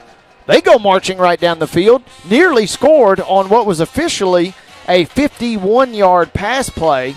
But they're brought down at the 14, and the drive fizzled out. They turn it over on downs in the red zone. That allowed Portland to get the ball back. They make a 38-yard field goal courtesy of Riley Vaught. That, again, made it 10-0. And then a late touchdown, the final touchdown of the half, rushed in from 32 yards out. Alex Neiswanger, his first carry tonight goes for pay dirt. Add all that up, Casey, it's kind of told the script that you and I have tried to bring to our listeners tonight.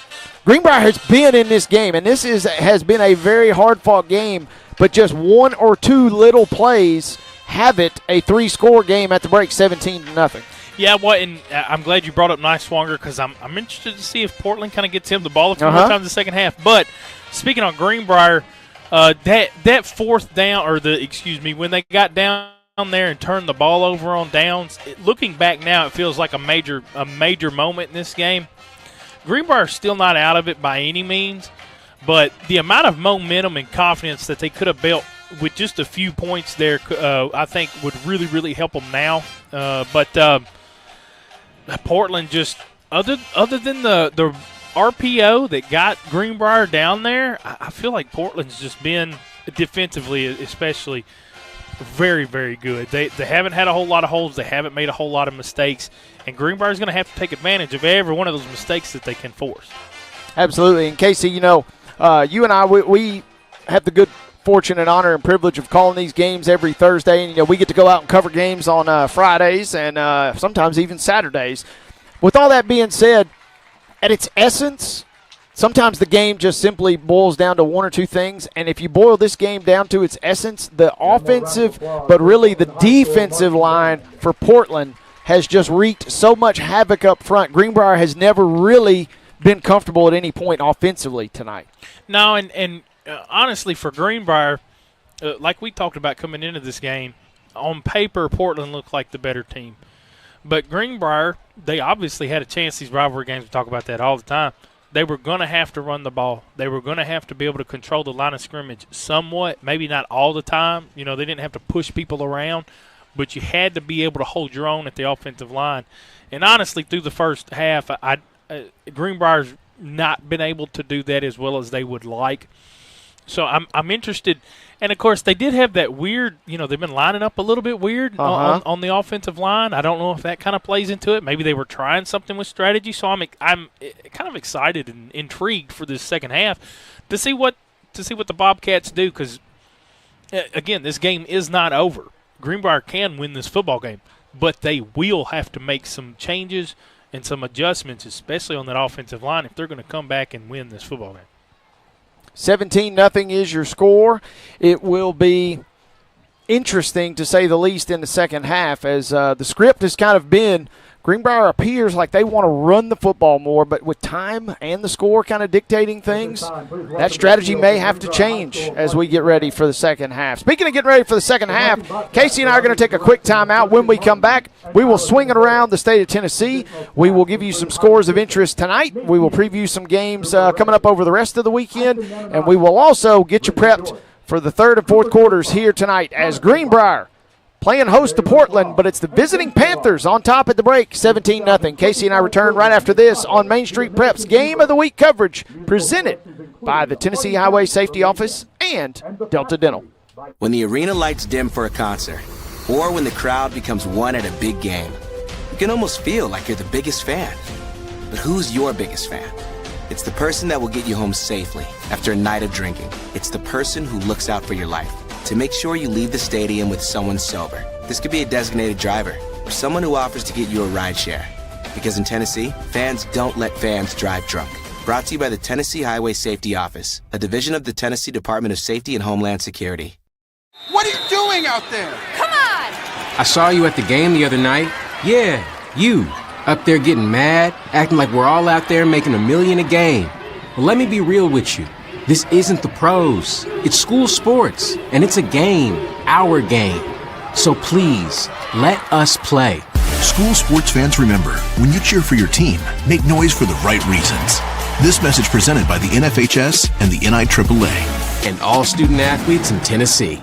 Deep in a forest at Nashville Zoo, new creatures here for you to view. Phantoms graced in black and white swing high in trees of dappled light. In rocky crags, tall and steep, small antelopes with nimble feet. A wise old man with beard of white, a sentry perched on stony height. Amidst it all, a hunter lies, with coat of gold and steely eyes. A new adventure just for you. Leopard Forest at Nashville Zoo. Open now. If you want the latest in weather conditions, be sure to tune in to our Busy Bee Plumbing weather report each weekday on Mornings on Main Street. Brought to you, of course, by Busy Bee Plumbing, Heating and Air Conditioning. We will keep you updated on the latest conditions outside, like severe weather, heat, snow, rain, and even hail.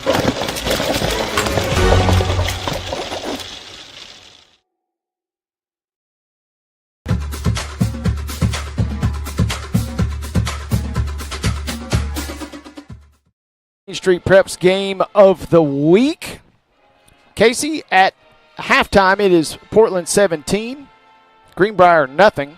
Also at halftime each week, we will dip into our scoreboard here in a second. We always like to, tease or let everybody know where we're going to be next week. We like to play things sometimes a little close to the vest.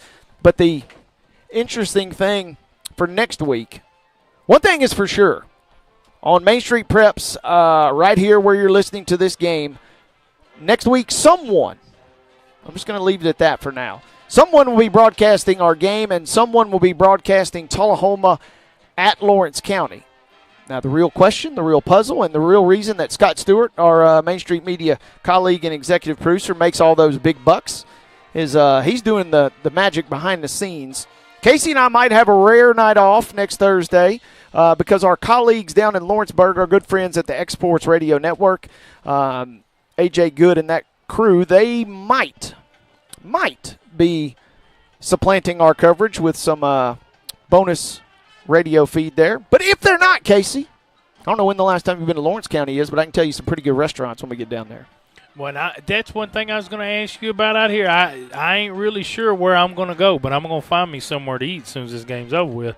Now, next week, like you said, not really sure exactly what the plans are yet, but we will have a football broadcast. And even if it is A.J. Good and those guys out there, I believe they're going to do a great job, as per usual. So interested to see how that works out.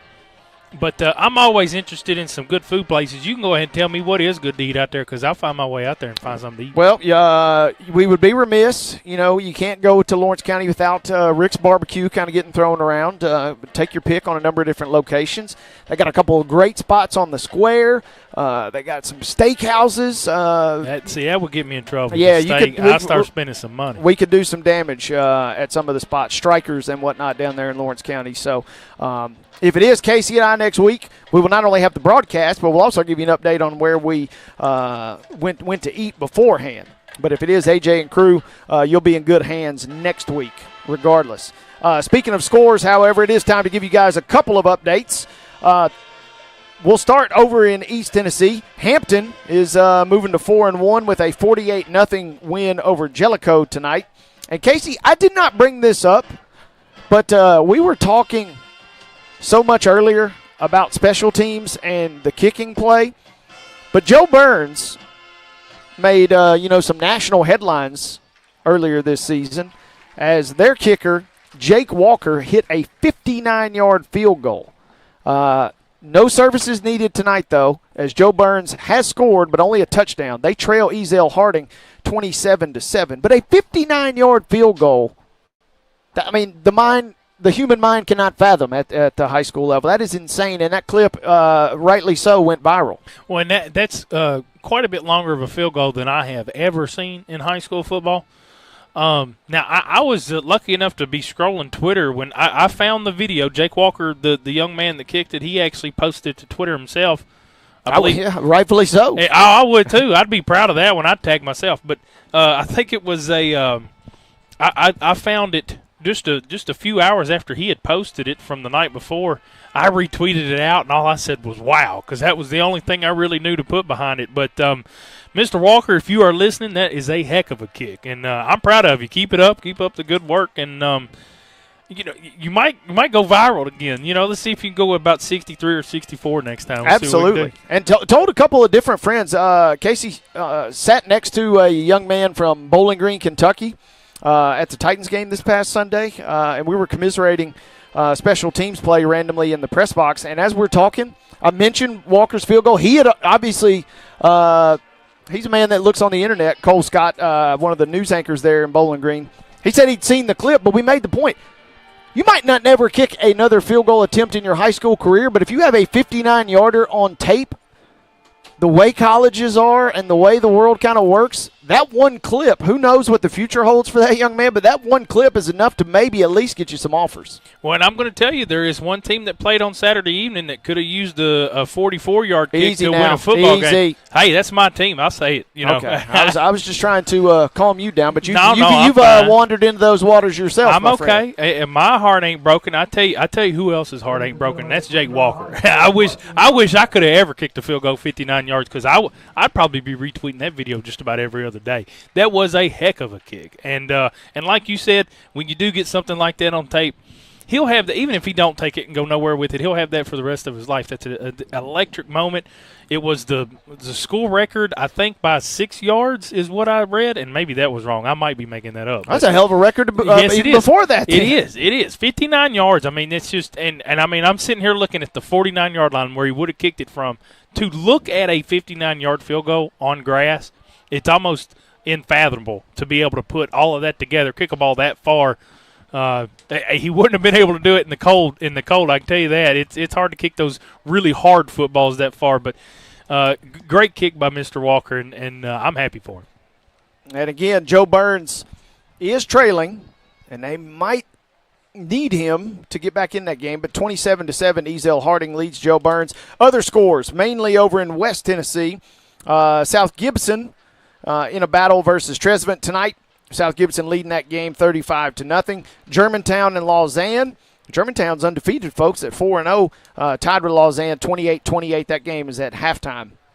Mace, yeah, you know about Mace, one of the fantastic schools in a number of different sports. They lead Hillcrest 18-2. That smells like a safety to me, Casey, but Mace up on Hillcrest 18-2. Melrose leading Wooddale 36-0. A couple of other scores that we did miss, one particularly over in East Tennessee. Grace Christian Knoxville leads Knoxville Webb 42-34. Defense optional, it sounds like, in that game. Casey, one of the other things we like to do at halftime is we also like to tease our coverage plans for tomorrow. Tell folks where they can find you come 7 p.m. or so on a Friday night tomorrow. I'll be out in Charlotte, Tennessee. Creekwood is hosting Battle Creek High School. Battle Creek is a brand new school and a brand new program. They are 1-3. So really interested. I don't know. I know just about as much as anybody else does about Battle Creek. Like I said, they're brand new. Interested to see those guys and see what they're made of.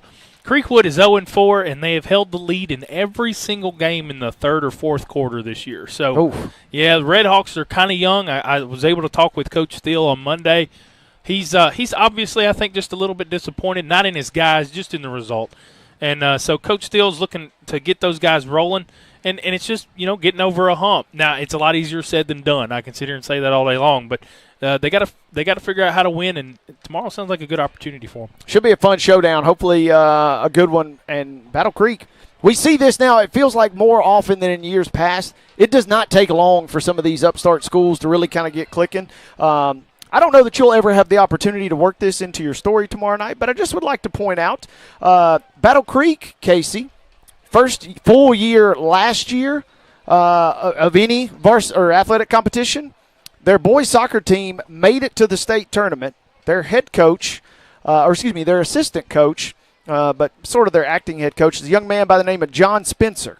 And the real trivia here is John Spencer was a former intern of mine at UT Southern. So you may be thinking, I taught him a lot about soccer, right? But no. But Battle Creek has had success and tasted success. We saw that with Summit. We've seen that with some other schools. It does not take them long. So you're in store, my friend, I think, all my stories aside, for what should be a pretty good football game tomorrow night. Well, and I'd assume so. Like you said, it doesn't take long. Green Hill's another one of those schools, not very old and very good, really quick. Yeah. So definitely possible. But like I said, I think it's going to be a great opportunity for Creekwood to get into the win column. Battle Creek has struggled with a few teams so far on the schedule. But I think they won, maybe not the last game, but the game before that. So they might be heading in the right direction, too. Interested to see what it looks like tomorrow night. 1-3 Grizzlies taking on 0-4 Redhawks. Some team is going to earn a hard-fought one. They defeated Moore County for their first-ever varsity win last week, did Battle Creek. You can catch me tomorrow night. One rivalry game wasn't enough. I got to catch them all now, Casey. I got Sycamore and Harpeth tomorrow. Saw the very emotional Harpeth and Cheatham County game last week for the Daniel Greer Axe. I'm going to get a little dose of Sycamore and Harpeth tomorrow night. Should be fun. I'll drop your name if I get in any trouble there when them two talk about a rivalry game. We got this one tonight, and that's going to be a big one tomorrow night as well. Harpeth was suddenly a little bit of momentum. Yeah, and I don't know if you want to drop my name or not because I put Sycamore to win in the prediction. So okay, maybe I'll get back to you on that. Thank you guys for joining us at halftime. They have quickly started our second half here. Portland does lead this game 17-0, and the Greenbrier Bobcats have been shut out thus far. But Casey and I have tried to paint the picture. They have battled hard. They will need to rely on their defense yet again. They gave up one massive third and long earlier that ended up leading to points. They stopped a fourth down just before halftime to keep points off the board. A shutout on this drive is a must, it feels like, for Greenbrier. Yeah, and I'm going to tell you something that I really liked. Alex Claiborne, after that tackle on the kickoff, came up making a lot of racket. They're ready to go. Give to the left. Not a great start here. Shoving one man out of the way. I don't know how there's room on that far sideline, but there apparently is a sliver. And Avery Hughes listed at tight end. They've been throwing to him a number of occasions tonight. And he says, you know what, just hand the ball to me. They hand one off kind of on an end around. Hughes catches the corner, shoves one man to the turf at around the Greenbrier 40, and it was off to the races. An unbelievable run. Some 64 yards to pay dirt. Wow.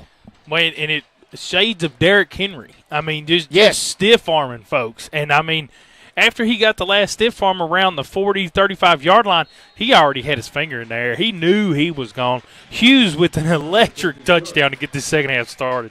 Extra point is good. We said that Greenbrier would need a huge defensive stop. That is the first time tonight, folks, that Portland's offense has shown quick strike capability.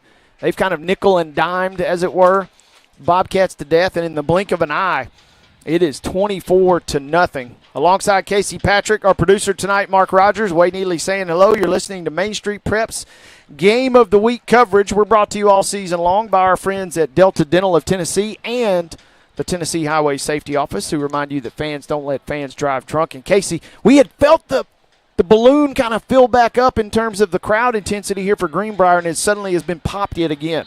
Yeah, you talk about the first – I've said this so many times on this program, but a lot of coaches talk about the first 5 minutes of the second half, and it don't matter what sport you're talking about. That right there, again, Portland, I felt like they've been in control of this game. The defense has allowed them to feel that way. But, man, you get out there and you just start rumbling for 60, 65 yards at a time and scoring touchdowns. You couple that with a really good defense that's been as dominant as they have been. Like you said, it did really suck the air out of this sideline, but that sideline loved it. Here's the ensuing kickoff, and this kickoff is – they were blowing it dead before. So we got some sort of procedure penalty here. Casey, real quick, I don't want to be a stickler. As a matter of fact, I like what I saw from Hughes there. But I'm really kind of surprised we didn't see a quote-unquote taunting penalty because he had the hand in the air celebrating from about the 10-yard line and was kind of turning around looking for people to celebrate to.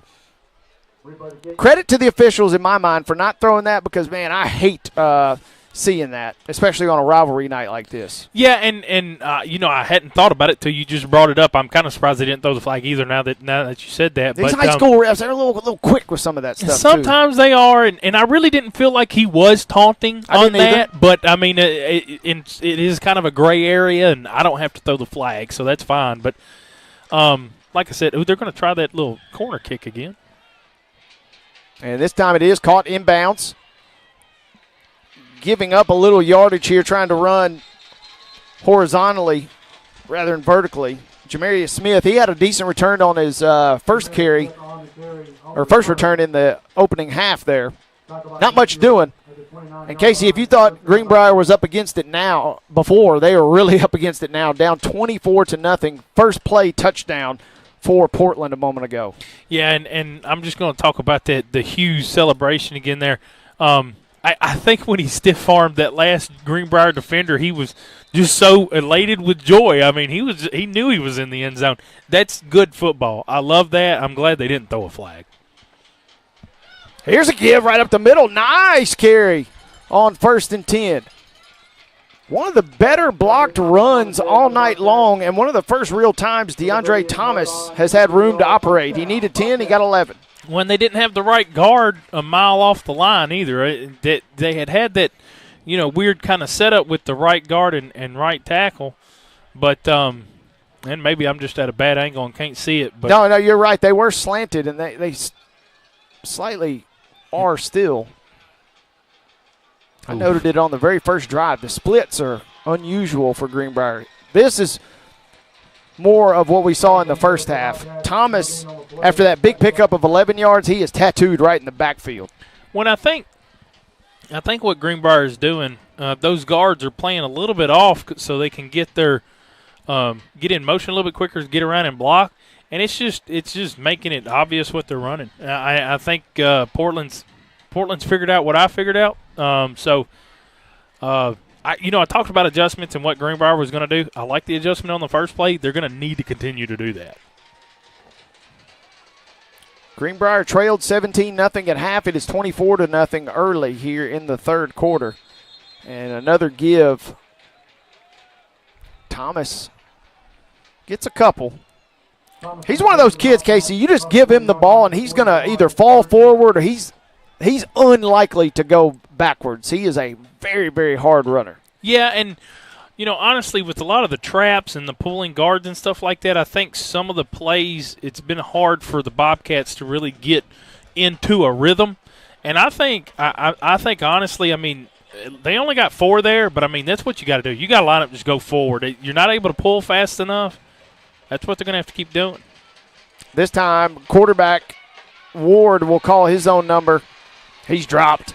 The zone read, decent enough concept there, but Sean Sebring, whose name we've called a lot running the ball tonight, this time he runs down the quarterback for a loss, Brought him down in the backfield, 4th and 10, or 4th and 11 upcoming. And Sebring immediately went to the sideline after that tackle. I think he's okay, but he's going to come off the field for 4th and long. You might see another pooch punt here, but time is running out. And our third quick kick of the night. And this is another good one. 2 of the 3 kicks have been inches from being blocked. 2 of the 3 have also been fantastic punts. That's about a 60-yard punt, all things considered. It dies at the 10, no return. This is the worst field position by far for Portland tonight. This game has kind of began, almost every drive has began around the 35 to midfield-ish, but this one backed up at their own 10. When I thought Riley Rubio had an opportunity there to grab that and kind of try to return it, but he's making a smart play there. You know, just get your offense back on the field. Let's run some clock. So I don't blame you for not going and grabbing that. But another great punt from the quarterback there, Vince Ward. 8:51 to go. We're still in the third quarter. Greenbrier gave up points on the very first play of the second half. That's Hoke again. He's so hard to tackle. Yeah, this young man, Isaac Hoke, he is a tough runner. He only got like 3 yards, and it's about how many tackles he broke to get there, too. You know, Casey, we didn't have a ton on Hoke in our pregame as far as running the ball. We talked about the 3 running backs last week. Keelan Dalton, we've not called his name to the best of my knowledge tonight. You kind of wonder if maybe he picked up a knock and is inactive tonight. But Hoke, if that's the one who's filling in for those carries, he's been impressive. He's done a great job. Hoke has filled in and done wonderfully. And I've been looking for number 4 all night, and I have not seen number 4 in a Portland jersey. That doesn't mean he's not out there, folks. And as I say that, there he is. He's right there. I've been looking for him all night, and I didn't see him until I said something. He's right out there, and that's the first time I've seen him this evening. But he looks to be okay, but not really sure why he hadn't been out on the field. 3rd and 3. Hoke's accounted for 7 yards on this drive. Oh, my, and he puts a hand. That is Sebring, I do believe. Yes, number 40, Sean Sebring. He was close to the first down on 3rd and 3. Probably would have had it, but he puts his hand in the dirt and keeps his balance, picking up about 5 extra yards. That is a great football play. Well, and Zion Knight, the Greenbrier defensive back, helped him up off the ground and patted him on the head. There's a lot of respect between these two clubs, and I've loved to watch that. Throw toward the near sideline. There's the big fella, Sharklet, who caught an early touchdown pass, his only catch of the night. Now he's got number 2, but he has been a terror on the defensive line. Hauling that in, and he's tucked away at around the 40, picking up about 11 yards. He's got a little algae crumpler in him. Oh, man, what a reference right there. I saw it on the play right there. He just got his hands up and grabbed it, and he kept it away from the defender. Really nice play there. I was kind of surprised to see Portland put the ball in the air, but right now this offense is doing a lot of whatever it wants, and it looks really good. 24-0, Portland leads. Dropped in the backfield, though. Quarterback dropped Brogan high. Play was designed for him to roll toward the left, his weak side, and he just ran out of real estate. Play began on the right side hash, and by the time he wheeled and dealed out to between the 2 hashes, he was brought down. That's a loss of about 9 yards. When I think linebacker Ryan Moles for Greenbrier kind of fought through the line there, and none of the Portland offensive line picked him up. And by the time they had those 2 play-action fake handoffs in the backfield, he saw it. There it was. But they're going to line up again. And this one, they will hand off, and he's got all kinds of space. Isaac Hoke is gone. Nobody's going to catch him, folks. He's a lot faster than me, and he's quicker than everybody else out there. It's going to be another touchdown, and it's going to be about a 69-yard touchdown right there for Hoke and the Panthers. There's no laundry on the field. They're going to take a 30-0 score with an extra point pending. Wow. It's kind of unfair that Portland has got these stable of backs that are just bruisers, but they can also flash the wheels like we see Hope do right there, because the offensive line has been opening up some mammoth holes None bigger than that one. Hoke like a runaway milk truck heading to the end zone. 17-0 at the break. The PAT here makes it 31-0. And any real chance of getting back in this game for Greenbrier might have gone by the wayside. Giving up a touchdown of 64 yards on the ground to start the second half, and then this one coming from 69 yards. Complete opposite of what we saw from them defensively in the first half, where they really made Portland earn everything. Yeah, and I'm going to tell you something. Number 31, Ryan Moles, had made a great play on the tackle in the backfield just a few plays ago. That play right there for the Panthers that they just scored on for Hoke, it was the same kind of a design, but instead of a play action, it was a play action to the first runner, Sebring, who kind of goes to the left of the offense. Mm-hmm. And then here comes Hoke, kind of on a second handoff. They handed him the ball. Half the defense is on this side of the numbers, half the defense is on that side. And it was wide open. Me and you could have walked down there and walked through the hole. We didn't even have to run. It was massive. But by the time the Greenbrier defense had started to catch up to him, he had already got past them. Nobody had an angle, and he was gone. Portland looks the part tonight, folks. We said this is kind of the final dress rehearsal as this kickoff, man, that was dangerously close to going out of bounds. A young man fielded it. Setting the stage real quick. Region play does begin for the 5A Panthers next week. They host Hendersonville. The gauntlet kind of begins. They got Hendersonville and Hunters Lane back-to-back in region games at home. Their final non-region game on Friday, October 17th versus Davidson Academy. And then they close at Beach at Station Camp.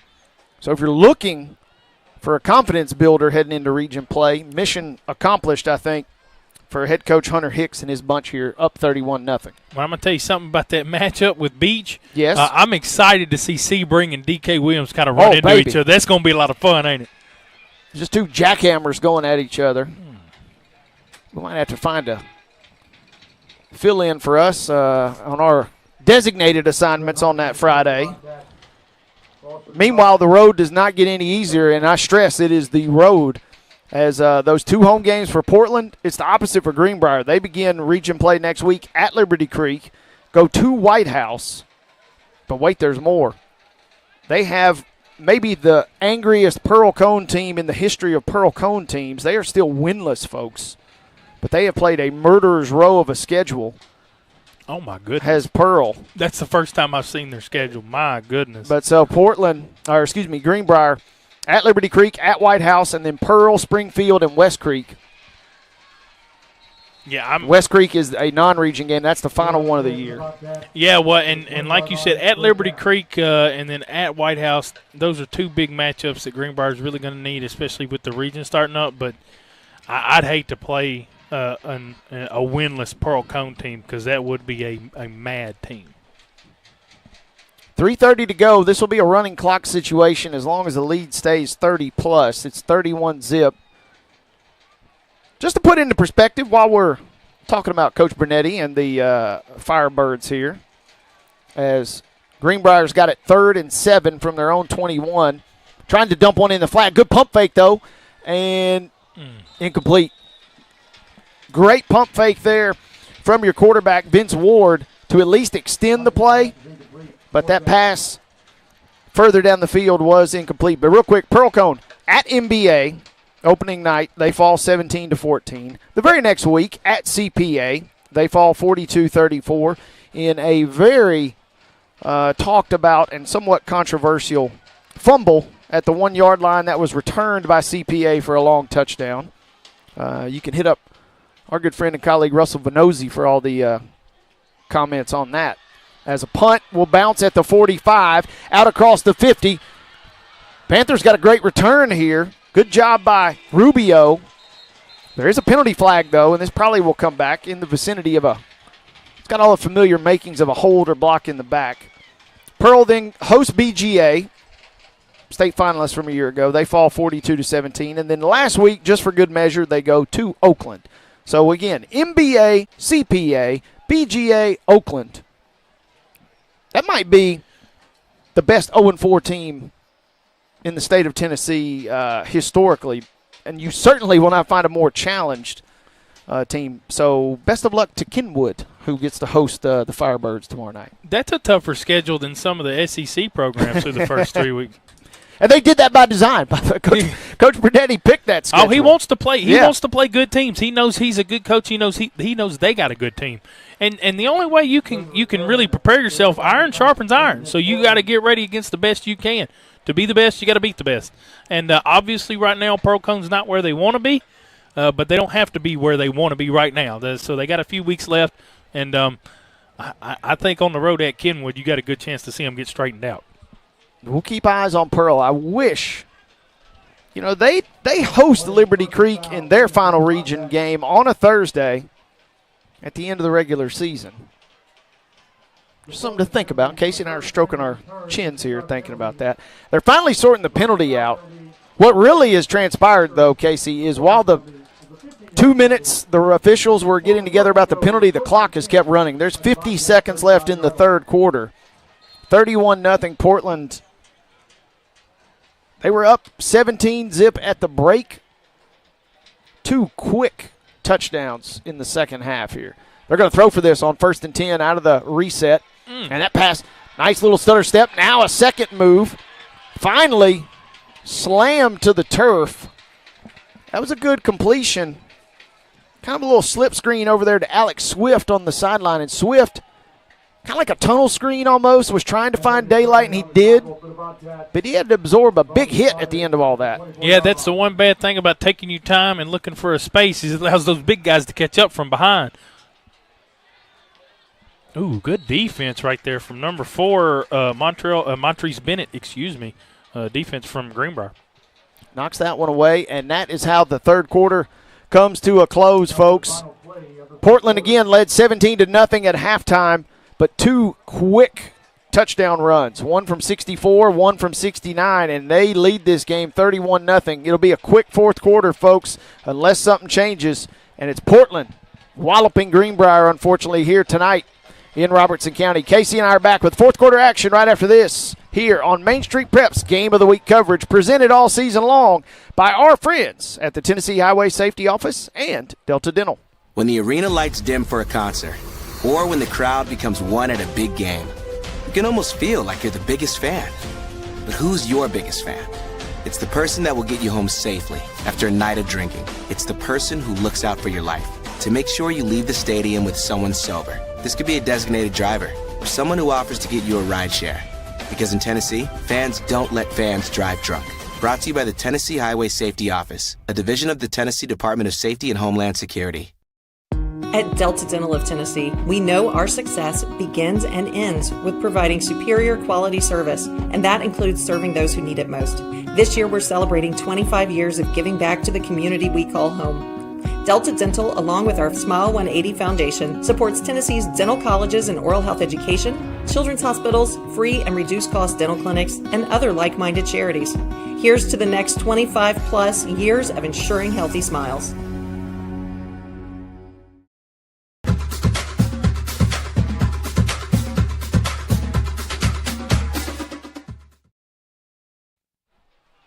Fourth quarter begins. Portland led 17-0 at halftime. 2 long touchdown runs, 60-plus yard runs. One from their tight end. Yes, you heard that correctly. End around from your tight end, Avery Hughes, streaking down the sideline, and then a 69-yard touchdown from a hard-nosed running back, Isaac Hoke. Alongside Casey Patrick and our producer tonight, Mark Rogers, Wade Neely saying hello. 5-yard penalty. Casey, it felt like in the early stages of the second quarter when the game was kind of still hanging in the balance, 7-0 for a little bit, 10-0 for a little bit. Portland started to really try and pour on the pressure in the second quarter. I made the comment earlier. It felt like they were trying to make up for lost time. I think they finally succeeded, and this is kind of what they had hoped to maybe do all night. Yeah, I agree with you, and here they go doing it again. 2 carries tonight for number 32, Alex Neiswanger. 2 touchdowns. This one comes from 29 yards out. He is fast. He's like a different level of a fast. You can tell when he gets the ball and gets going forward, he's moving just a little bit quicker than everybody else. You know, and similar to the comment we made about Hoke earlier, you know, I didn't get a full box score from last week's game at East Robertson, but you lose that game 27-7. Maybe we saw a classic, you know, don't show all your cards type situation. Head coach Hunter Hicks, we didn't have any carries. There might have been some loose ones, but we didn't have any carries for Niswonger. We didn't have any carries for Isaac Hoke. And these two guys have looked phenomenal in the backfield tonight, kind of in backup duty of your normal bruiser, Sean Sebring. Yeah, and one thing I was just thinking with that drive, and I'm glad you brought all that up because it reminded me what I was thinking earlier. I was kind of assuming at this point that if Portland does find the end zone again, you'll probably start to see a few different faces out there on the offense. I thought it was even a little bit late for Bryson to be out there, or excuse me, for the running back to be out there, Sebring. But I'm interested to see when Portland gets back out there on offense. I'd assume that you're probably not going to see any more of the starters. They really don't need them out there anymore. But we'll see what the rest of the game looks like. 38-0 is your new score.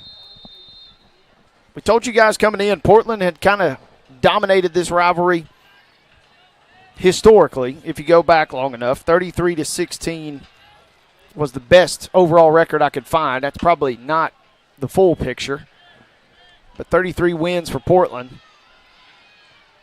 And they really put a number on Greenbrier the last time they were here. It was 42-6 2 years ago. They look pretty well on their way to a similar scoreline tonight. Again, 38-0. Clock will continue to roll, Casey, as we get ready to close this one out tonight on Main Street Preps. Yeah, and I was afraid looking at the game before we got up here that we might have a running clock situation in the second half. But the way Greenbrier played the first quarter, I didn't think that was going to be what would end up happening. But kudos to Portland because they really, you know, they just decided we're not gonna play bad football anymore. You know, they've come out, they've started executing offensively. They got a little bit of a wider wing tee. They found some open spaces with those guys. They've been effective and they've been efficient. Greenbrier's going to play it out here. Another give up the middle. We kind of set the stage. Both these teams hop right into region play. Greenbrier's at Liberty Creek. Casey, you and I both have seen Liberty Creek. We've both now seen Greenbrier. I haven't seen Liberty Creek in a couple of weeks. You hope that this result tonight doesn't take away from kind of what you had built. They already had a nice win, as we referenced, versus Sycamore. Hopefully, you know, you can kind of bottle that back up because they all start counting after tonight. Well, and you know, Greenbrier's not stupid. Coach Elmore isn't stupid. They kind of know what they were walking into tonight. Portland's a strong team. And I'm not saying that Greenbrier knew they were going to lose or anything like that, but they knew what was coming. They knew this would be a really hard-fought game and one that's not a region game that doesn't matter. So they maybe didn't show everything that they've got. And I tell you something else, is DeAndre Thomas is going to have a hard time getting up here. He doesn't look like he wouldn't see the field for the rest of the night if I was the Greenbrier coach. But, again, I'm not. So I think you're going to start to see some decisions like that. Some of the guys are going to come out. There's absolutely no reason to keep some of your guys out here in a 38-point game. We mentioned, folks, next week, Main Street Preps will be down. We're going about as southern as you can get. Unless we go to Loretto, but we will be in Lawrence County. We'll be in Lawrenceburg next week as Tullahoma, as our good friend and colleague Mo Patton likes to reference. City Cats versus Country Cats. Pass over the middle. That one is intercepted. Second interception tonight. Diving in front of that one, Lane Greer. He's a sophomore DB for the Panthers. Kind of careless on the pass, and that one just airmailed out of the arm of Ward. And it's been a frustrating night all around. There is a penalty that will be declined against the Bobcats, and 38-0. You got to trot your defense back out there and try and hopefully make one last stand to keep this score at least 38-0. Well, and it looks like the Panthers are going to trot out a different quarterback, but Sean Sebring does come out with him. Ooh. So the young man has decided he's going to play every minute tonight, and that's all right. But it looks like the Panthers do have a new quarterback. They go back under center, too. If you've been with us from the jump tonight, we pointed that out midway through the second quarter. They didn't abandon the shotgun necessarily, but they kind of really pivoted from this spread kind of run/pass look to kind of more, as Casey described it a minute ago, kind of a wing tee-ish look. And it's paid dividends. They were already in control of the game, but now firmly in control and really kind of imposing their will here up 38-zip. When I believe Sebring finally made his way to the sideline as well. Good for him. I think they had to make him clock out after today's work, but the young man wanted to keep playing. But, yeah, they've got team captain Xander Sayars out there now, so good for them and going to get a few guys some playing time. 6.5 to go. Good win. As bad as, as many concerns as I kind of had about Greenbrier recapturing some confidence after tonight, if you're Portland, oh, baby, rolling right into district play, and it won't be easy. You got the Commandos of Hendersonville coming to town. You got 3 straight home games, though. Maybe the Panthers, getting ready to load up for a little magic. Yeah, and I like what I've seen out of them tonight. Even the backups now are out there, and they're executing the offense. We're going to have a timeout on the field, it looks like. But the Panthers have been executing, especially here in this second half. Got a timeout for the Bobcats, but I think they're doing a really good job. And even with these backups, they're coming in, and you can give everybody momentum and confidence. You get those younger guys and some of the backups out there, everybody loves that. Everybody on that sideline, the people in the seats, the coaches love to see those other guys get an opportunity. The starters who have went hard for 36 minutes tonight, they're going to sit over there and they're going to enjoy the last quarter getting to watch their buddies that don't usually get the opportunity to go out there. They're going to enjoy getting to watch those guys pushing people around. And, again, the Panthers are executing. They're doing even the little things really well. And so that's what makes that offense look a lot better. But like you said, they did move away from that shotgun. It's a really wide kind of a wing T setup. But just run left, run right, run up the middle, and it works. Taking names, especially here in the second half and especially with the ground game, have been these Panthers. As we get ready to resume play on this carry. Give to left. Good little tote over the left side. Way to stay with the play, still battling. That's Zion Knight out there at DB. Casey, going into my bag of tricks here. That's why it helps to prepare, I guess, sometimes. I don't do it all the time, but I try and at least for Thursday nights, get prepped up pretty good. Famous Portland high school alum, and I'm going to give you a hint. He played in the NBA. I know who it is, and I can't think of the name. Yep, good. Hey, first down there for Portland. They're going to keep the clock running. Well, the clock's running anyway. A lengthy NBA career after he starred at the University of Florida and won national championships. You're going to make me mad because I know who it is. I can see his face because he was a Gator. Now, when you said that, I knew that. Now an assistant coach with the New Orleans Pelicans. I don't know how big of a Pelicans fan you are. I can see his face. I just can't remember his name. That's Mr. Corey Brewer.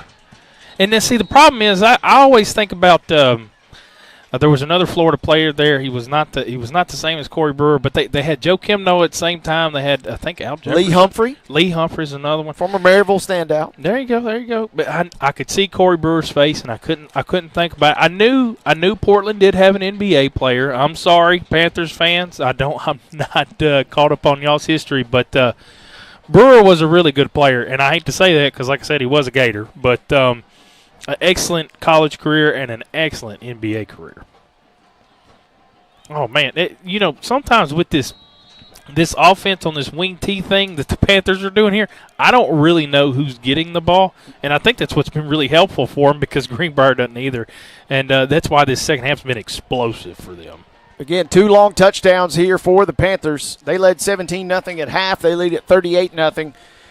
It was Hughes, Hoke, and Niswonger on the second half touchdown runs. Want to show my love for Greenbrier. We gave them a ton of kudos pregame and a halftime for their hospitality. They have two Mr. Football winners in their history, one in 94, the other in 2004.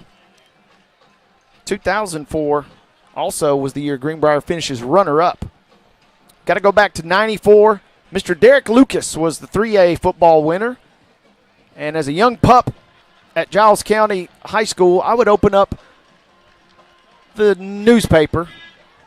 Doesn't matter what newspaper. No need to get into the particulars there if you catch my drift there, Casey. But in 2004, I remember reading the name Roger Herndon. This kid was a stud for the Bobcats. And again, Mr. Football winner. So Lucas wins it in 94. Herndon wins it in 04. And they finished runner-up that year. But it has been a little slim ever since then for Greenbrier. I tell you, if you get the chance, you ought to come up here and watch a basketball game, though.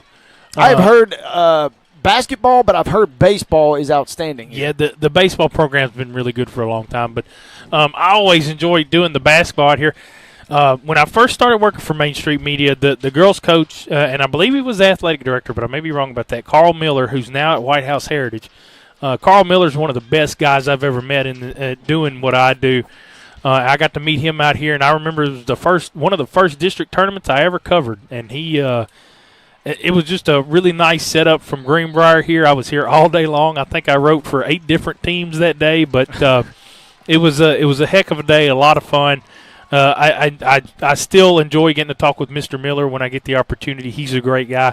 The folks out here at Greenbrier have always been so gracious and welcoming every time I've been here. And I don't cover these guys per se, but when I get to get out here and see these guys, I appreciate everything that they've done for me. Just, selfishly, everything they've helped me out with doing my job, it's meant a lot to me. You said it. They rolled out the red carpet from the jump for us this week. As another give to the backup quarterback here, Xander Sayar, the senior, is going to bleed out the final minute and 20 or so. He picks up a first down. Greenbrier going to fall in this one tonight. Portland looks rejuvenated. This was a game, again, folks, if you just tuned in or tuned in late, it was 7-0. Portland scoring on its second offensive possession, and Greenbrier immediately got in the red zone. Nearly scored on a 51-yard pass play, but 4 straight incompletions, 4 straight stops, I should say, turned it over on downs. Game kind of changed. 10-0. They increased the lead on a short 38-yard field goal, I should say. Not short at all from Riley Vaught. Niswonger made it 17-0 at half. This was a very quick second half, Casey, but that's because Portland got it going early. They scored on a 60-plus yard run from Hughes. Hoke from 69 yards made it 31-0, and then Niswonger again as the Panthers will take a knee, and that will bring this one to its conclusion. Greenbrier is going to be disappointed with this one, but I'm telling you, folks, it was a back-and-forth game for the first quarter plus, and then in the blink of an eye, Portland kind of imposed its will, and they win this one running away tonight on Thursday Night Football, 38-0 your final. Yeah, and Greenbrier coach John Elmore, he's going to have a really hard job trying to keep these guys' mentality up because that is a hard game to go out there and lose. But I felt like that first half, I thought the Bobcats actually played pretty well. Now, if you're on the other sideline, and Coach Hicks, I got to give him a lot of credit. You get up the ball all the way down here, and then you take a few knees. You don't need to add to the scoreboard there. There's no reason in that. I love that from Coach Hicks. His team, you saw everything that you kind of expect that first half. The defense was dominant. The offense wasn't necessarily great yet, but you made the adjustments that you need. They come out in that second half. You see those adjustments take place. Panthers able to put some points on the board, and they look really, really good tonight. Yeah, Portland, again, they fell 27-7 at East Robertson last week, but what a difference. Not even a week, just 6 days made as they win it in commanding fashion tonight, 38-0. Casey, anything else before we get ready to close up shop this evening? No, sir. I believe I'm good. It's about time for me to go find some food. All right, we're going to get Casey to a nearby truck stop here and at least get something for him.